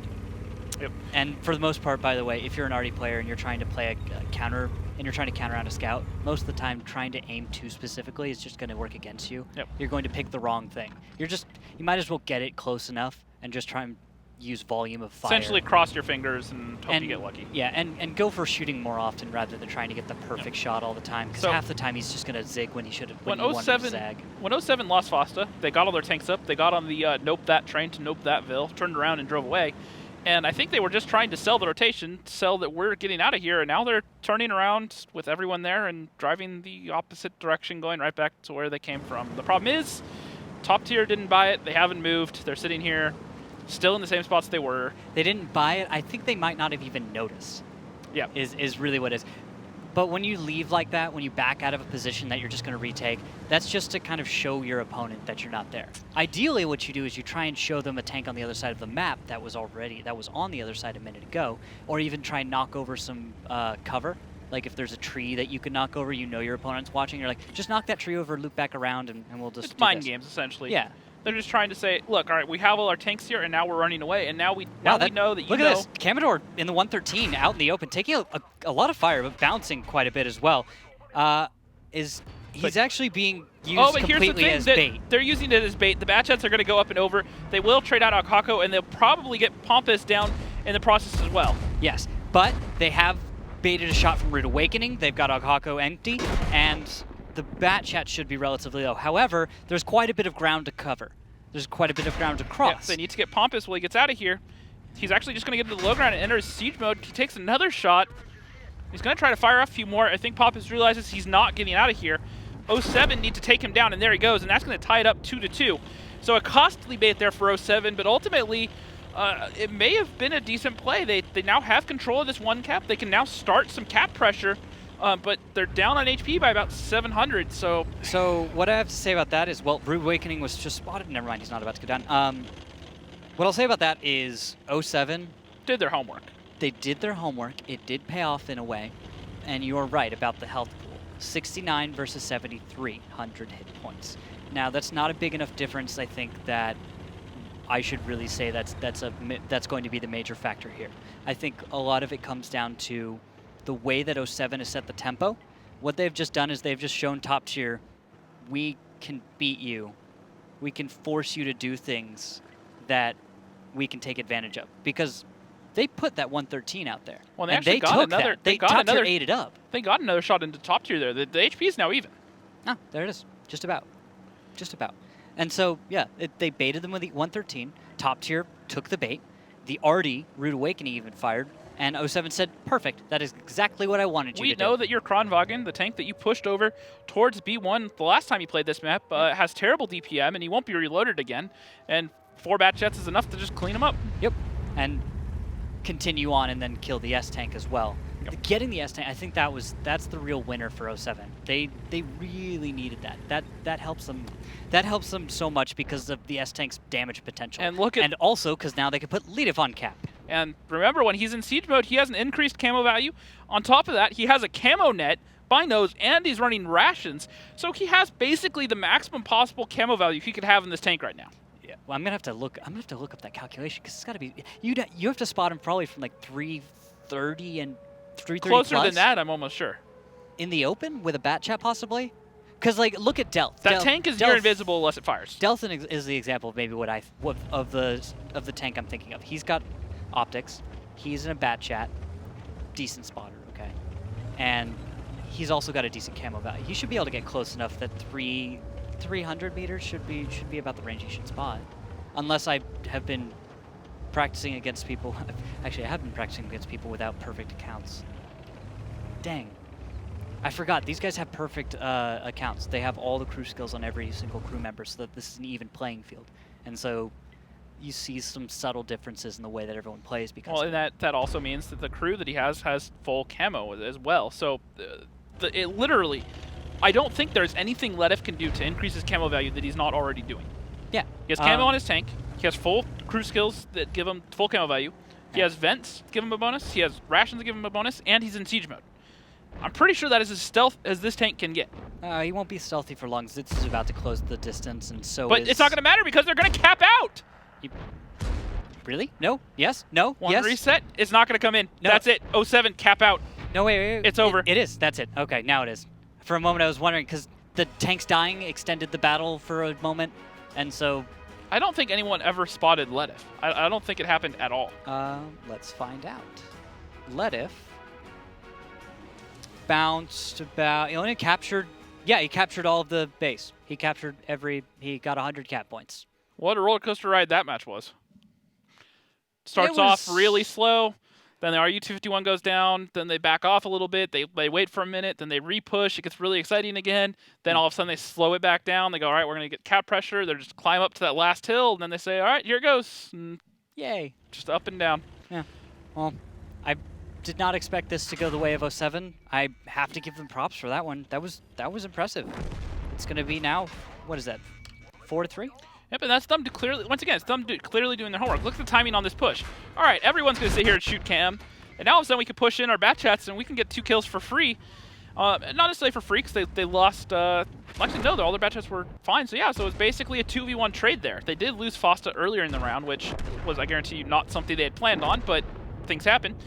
And it was just overall a good trade.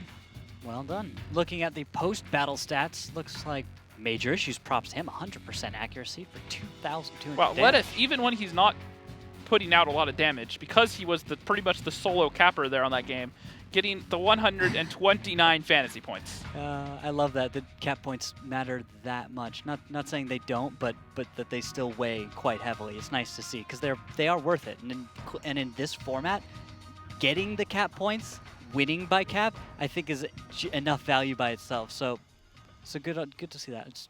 I hadn't really thought much about how cap points weighed next to damage. Yep. So we actually sort of changed subjects real quickly, but we have a disconnect here out of Akako, so they're going to sub in X-Soldier. So we'll have him join us. So hopefully none of you have him picked on Fantasy because he hasn't been starting since But if you did pick him on Fantasy, today is your lucky day because he's actually getting points. Congratulations, that one guy. That sounds like a little bit of bitterness. I did have one night where I picked X-Soldier, expecting him to play. It seemed reasonable. I'd heard previous days that he was playing and he'd showed up for practice. Other people hadn't. I just happened not to ask at the right time that, well... What you forget is this is Rude Awakening's team, and what he says ends up going. So X-Soldier's riding the bench, X-Soldier's riding the bench. Yep, X-Soldier. Sorry. I'm not going to be able to see him much. It's disappointing. I wish you could see... It's like you wish that you could see all 10 of the roster sometimes, but... It's 7. There are a lot of players that end up riding the bench on some of these teams that I'd really like to see more. Comps used to play a lot. Now he's basically the manager. Meadowhawk, same thing. He played a lot for the first couple seasons he joined. Then he started riding the bench again. And they're just players that you love and you know that you'd really want to see play and root for. Yeah, the people that you know can perform. People that we've seen be the top player. And it is curious, like X-Soldier being the standout, but we shouldn't let that take away from the fact that the rest of the roster is supposed to be that one step above, even better than X-Soldier.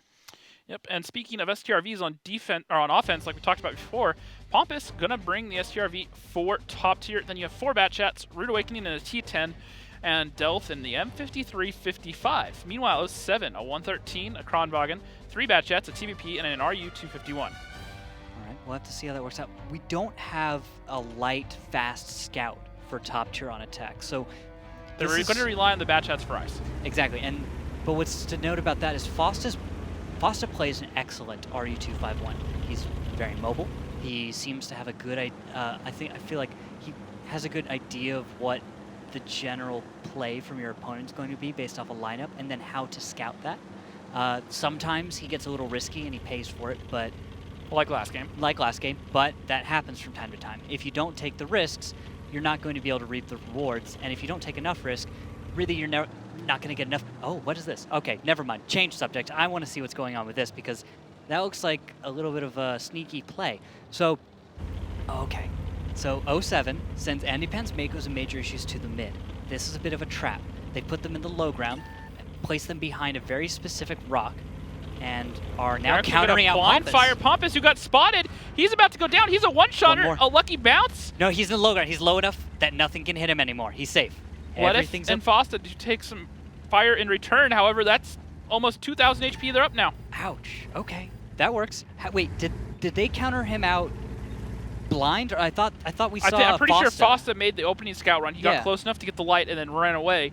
And then the Batchats were sitting there ready to shoot exactly where he's sitting. Once again, we talked about them doing their homework. And this is the second time where it looks like top tier haven't changed up anything. And 07 said, hey, look, you did this last time, so we're just going to set up to counter it, and it's working out. Absolutely. So just after we were talking about Foster's a solid scout player. He understands how things work. He understands we need to deal with this S-Tank. The damage potential is insane. And now, wait, is that blind fire from Pompous? Or no, he doesn't know where the RU is. They do know where the Kronwagen is, though, from 07. Now, here's a question for you. Off topic, we wait for these teams to make up what they want to do. Yeah. If you had to pick a fantasy player that was the main scout for a team, who in the league right now would you pick?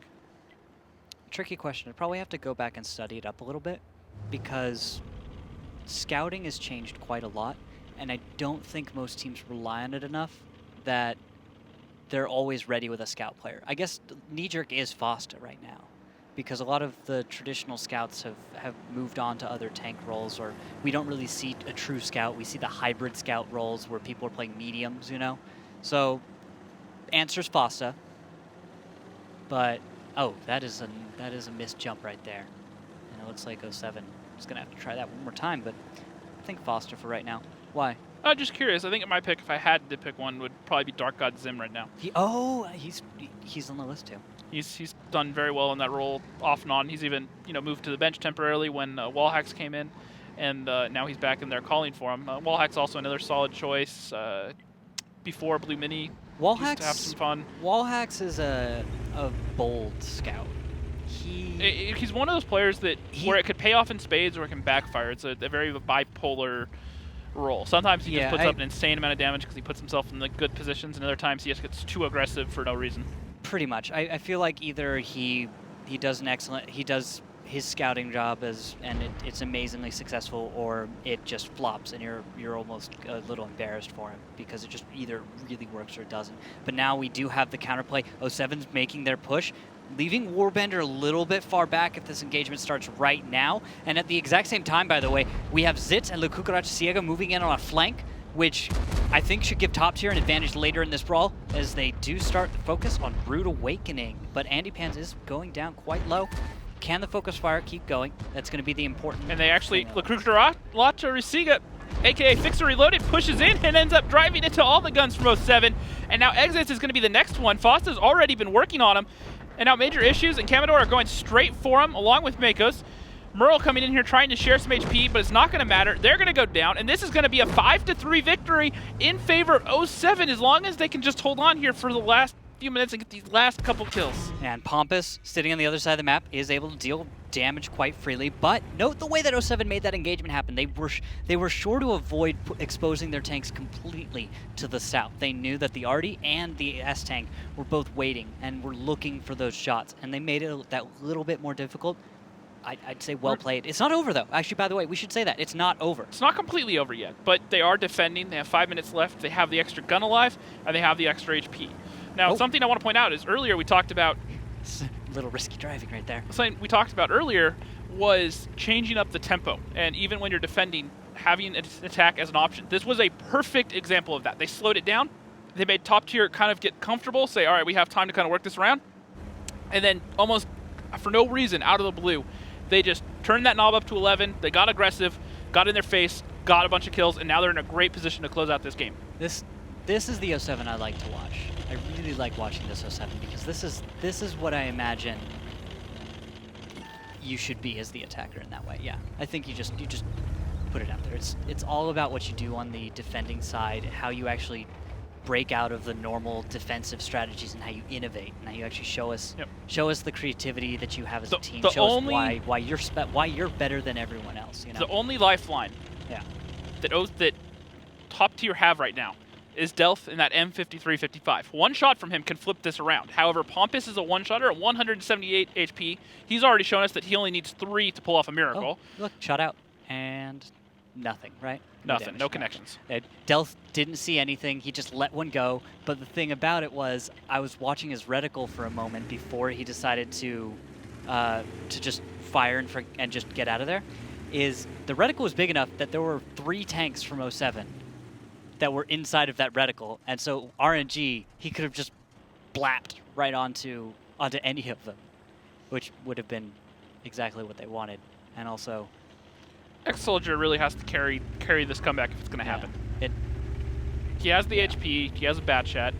He can 1v1 pretty much anything left alive and kill them. Commodore's down to 1365, Major Issues down to 1431. But Leadov, he's going to have to put 2 shells into for 591 total damage. That's not as efficient as you'd like it to be. Commodore is, what, 4 shells probably? Major Issues, an entire clip reasonably in an engagement that he's going to be able to take. Realize, because X-Soldier doesn't have battle buddies to distract or anything like that.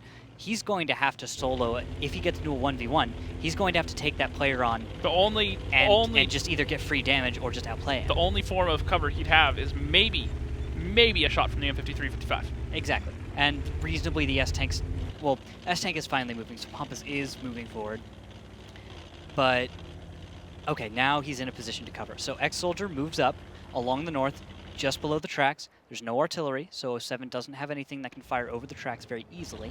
The S-Tank is currently southwest of his position and is covering him. If he peeks up right here, goes on over. Boss is going to find him. He's got to turn right, X-Soldier. And the S-Tank should have a finishing shot, which I disagree with firing from X-Soldier right there.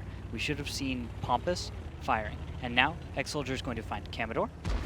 Commodore missing is huge, by the way, for X-Soldier. Means he can do what he likes, but bounces another, and that's what I was talking about. The artillery coming in there, and now he might be able to finish off Commodore. He gets one more shot. He rolls too low. Commodore has 6 HP. He's still alive. It's going to be down to Pompous to finish him off because Delph's still reloading as well. Now Major Issues is going to come in here. He has a full clip. He's going to fire shots, and now Major Issues is going to turn and run. He might take 1 shot from Pompous, but it's not a tracking shot. He's going to be able to back off and get into the low ground. Leadov takes fire, though. That's 1 from Pompous. The option to solo cap is no longer there. At this point, it's going to take both the tanks getting onto cap to even cap out, or they have to kill these last 3 tanks. And at this point, Commodore's running in the low ground. Major Issues is running. Letif gets out for free. He's running away. It's over. Look, they're running. 07 knows. They know what's going on. They're leaving. They're just like, peace. I'm going home. You guys can have the cap. I don't want it. I don't even need it. You can't even cap it if you wanted to. It's over. Throw in the towel. That's what I'm guessing out of 07 as they run away. Bravely run away. I keep doubting Letif as a fantasy pick. I said they had an easy couple of first matches. Easy in compared to not playing Apex or Eclipse. And I was like, no, he's going to cool off. He won't keep up that sort of form. And then they 5-3 top tier on might number 4. And with 58 seconds left, Pompous might actually find an opponent, though. I think we've got that. So there's a bright side. He might be able to get a kill or 2 before this is over because the members of 07 haven't run far enough. Although, but look at Commodore. He's backing behind this hill in the low ground. Sneaky. So Pompous is going to drive right by him and not even find him. In fact, Pompous is actually driven by everyone. They've actually played the mind game here. They're like, oh, we'll just stay at the low ground. We're going to make you think we're running all the way away. Instead, we drive away, turn around, and Pompous just we're only right by him. We're only going to kind of run away. We're going to run away just a little bit. This is kind of what they tried to do on offense earlier. They said, all right, we're going to go up here. We're going to show them everything. Now we're going to drive away, make you think we're leaving, and now we're going to come back. And that's essentially what they did, except this time the bait and switch worked. Yeah, for a moment I thought Pompous was surely going to just crest the hill to find them. But I realized at such low health, hey, there's a shell. And that would be Delph firing at Pompous. So that is going to do it, folks. That is going to be a 5-3 victory in favor of 07. Well played from them. They are the veteran team. They have more experience, at least as the team that they are. Top tier has been performing rather well. We gave them credit for the matches they did win. I think Cliff is where Cliff is one of their maps. That is the one map where you just don't want to play top tier right now. Even if you're Apex, you don't want to play top tier on Cliff. But 07 on, let's say, every other map showed us something I really liked seeing. I liked seeing aggression as a defender.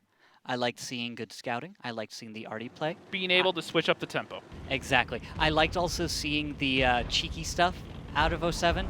I enjoy it. I enjoy seeing them kind of fool around a little bit. It was a very solid all-around performance from 07. We saw a little bit of everything. They ran everything well, and it was the perfect combo they needed to beat top tier. Yeah, and I got to give it again to Fosta. Good scouting from him. Leadif, he is putting up solid stats. And then finally, I do want to talk about Pompous. I think him in the S-Tank, we might be kind of like hyping up the S-Tank a little bit much. I said from the beginning, back even during the qualifiers, the S-Tank is going to be a very situational tank. There are situations that you put it in, it will be perfect. It will put up a lot of damage. Yeah. You cannot force it. This was one of those situations where I think there are better options that he could have gone with. Something more flexible, say even a grill or another bat chat or a TVP, something that adds a little bit of flexibility, some mobility they can get around. Yeah. I think there were better options. And yeah, because you notice the S-Tank gets used like every other tank destroyer. And people also, are just putting it out there like a grill or anything else. Yep. And if you look at it, 07 did their homework and they directly countered out Pompous both times. All right, now that we're getting to the, we have actually the post-match stats. So leading the way, Leadif. I'm so glad that he's been on the leaderboard and he stayed up there. Major issues as well. I've been seeing him get picked up a lot. Zitz, exits. Yep, doing 1,500, so just behind, and then Pompous. Oof. Pompous falling into number 8 for top tier. He wasn't able to do what he usually does. Yeah, he got shut down, and to be fair, like I was just saying, he got countered out for most of the night. Early on mines, he got pretty much focused out in that grill. They said, we're going to make sure Pompous dies. They blind shot him with Artie a couple times. He couldn't really do anything. Yeah. Then again, on Cliff, because they didn't play into a tank destroyer sitting back, they just played around. He wasn't a factor. And then we get over here to Steps, and it's the same thing. They did their homework. The first round on Steps, they directly countered him out. They said, how can we kill Pompous in this Kronwagen? They came up with a perfect strat. Yeah. And the same thing here. They had the bat shots in the middle of the road. They got one tank close enough to spot him. They knew he was by himself. They had 4 guns sitting there ready to just empty their clips onto him, and he was countered out. It was just a direct attempt from 07 to counter out Pompous, and they really just made it work. All right, well, we do actually have a winner's interview. Meadowhawk is on the line. He's coming to join us, tell us all about how 07 managed to get that win. Meadowhawk, sir, that was a little back and forth. I was worried about you guys on Cliff, but on Steps, you really turned around. What's going on? Why? Just give me the backstory. What was going on, man? How'd you do it? Cliff was it's weird. We've been practicing it, but top tier caught us off guard there on the defense, and they wiped us out in lickety split. And then on the attack, it's Cliff. But I'm glad, we've put a lot of work into Steps. Steps has normally been a map that we've banned, so I'm glad to see that in the back end finally paid off for us. Yeah, actually, can I ask one specific question about Steps? Were you on comms, and what was the plan, if you can, for taking care of the S-Tank? Because it seemed like there was a very deliberate strategy to take out that S-Tank from Pompous. On which, the attack or the defense? On both. More the defense, let's say. The one where we got the... Yeah.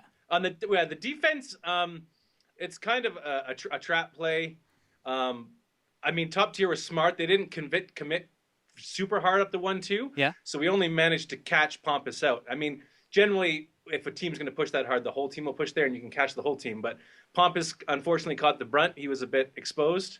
And then after that, it was just a matter of regrouping. Okay, so just you knew what you're doing. Things kind of fell into place, and everyone executed as they were expected to. They worked. They're just not as great as we wanted them to, because top tier was very cautious. Okay, so that's how you would describe top tier out of this one? Cautious the entire time? Or what else would you say you saw out of top tier that we don't normally hear about them? What was... They were generally a fairly strong team. Obviously, they kind of had some issues on mines. I think Fosta got a blind shot into their grill for 1,000, so that really helped out. But they're strong. It's nice to see them back, and I imagine they'll probably be fighting against us in the playoffs towards the end. So that's a bold statement. So 07's going to be in playoffs, no doubt? Oh, for sure. We'll definitely, we're 07. We're going to finish 5th/6th, and then, upset the third place team and go to finals. That's how it works. Okay, I'll hold you to that. We'll see if that works out down the line. Yeah, this was a huge win. A huge win. This is a bigly win. Oh, thank you, Meadowhawk. It's much very good for me too. Yes. Yeah, the biggest win. Absolutely the biggest wins. You guys are never seen a win like this before. Never seen a win like this before. We'll see one from you next week, won't we, Meadow? I'll see you later, sir. Yeah. Thank you for joining me. Absolutely, man. That was Meadowhawk from 07 deciding to on I guess inauguration day is today, wasn't it? Tomorrow. Tomorrow? Oh, Tomorrow thank morning. goodness. Okay. Well, before we leave for the night, we're going to go ahead and take a look at our updated standings as they sit right now. Okay, so in the lead should be, it is still Apex with 12. A 5-0 win over M60s tonight. I just wanted to make sure I hadn't lost my mind, and, Apex is still in first. Deja Vu's right behind him in 10. And then tied 07 in top tier. No surprises there. And then look at this. Eclipse tied with Valence. What's Eclipse doing down there? And Aquatic M60s now in 7th place on 4 points. Okay, so at the beginning of the day, we made everyone a promise. We said that people were going to start to separate themselves from the pack. What we did not realize is that everything would be topsy-turvy, and now it's more confusing than when we started. Well, except for Apex. Apex doing Apex things. They're pulling in front. Apex is the outlier. Apex is always in first. You might as well just write Apex in and not change it. It's probably going to be first until we run out of petrol on Earth or the sun freezes over or you get me. It's not happening. Well, Deja Vu might have something to say about that here pretty soon. You think so? They're putting in the work right now. They seem to be stepping it up into another gear. All right, well, we're going to have to tune in for next Tuesday in order to see where this all goes, and then of course all the following weeks after that. This is a long season for these guys, so maybe Deja Vu can upset Apex, maybe one of these other teams wakes up and upsets Apex. They've changed a lot around. Anything's possible. We've seen some crazy stuff. Yep. Well, just remember, guys, that Fantasy will take a couple hours to update. The website is down below, WGL.GG fantasy WGLNA. Get your Type 59s. We're giving out weekly prizes, monthly prizes. Get in there. Just add people to your team if you don't know who you're playing with. Come and listen to us. Pay attention on Twitter, @WGLNA, #WGLNA. Our guys are throwing out retweets from the teams. We're throwing the rosters out there. You know exactly who's playing. We're giving you all the info that we can. Also, I try to put out reminders a couple hours before the show to get in there and make sure that your roster is set for that match day. Yeah, well, tonight's been a pleasure, guys. I know you've had a bunch of fun, sir. It was a good time. Have a nice weekend. I'll see you all next time. This has been the WGLNA. I am Randall Rukil Holcomb. This is James Rockstar Greaves. See you next week. Have a good night, everybody.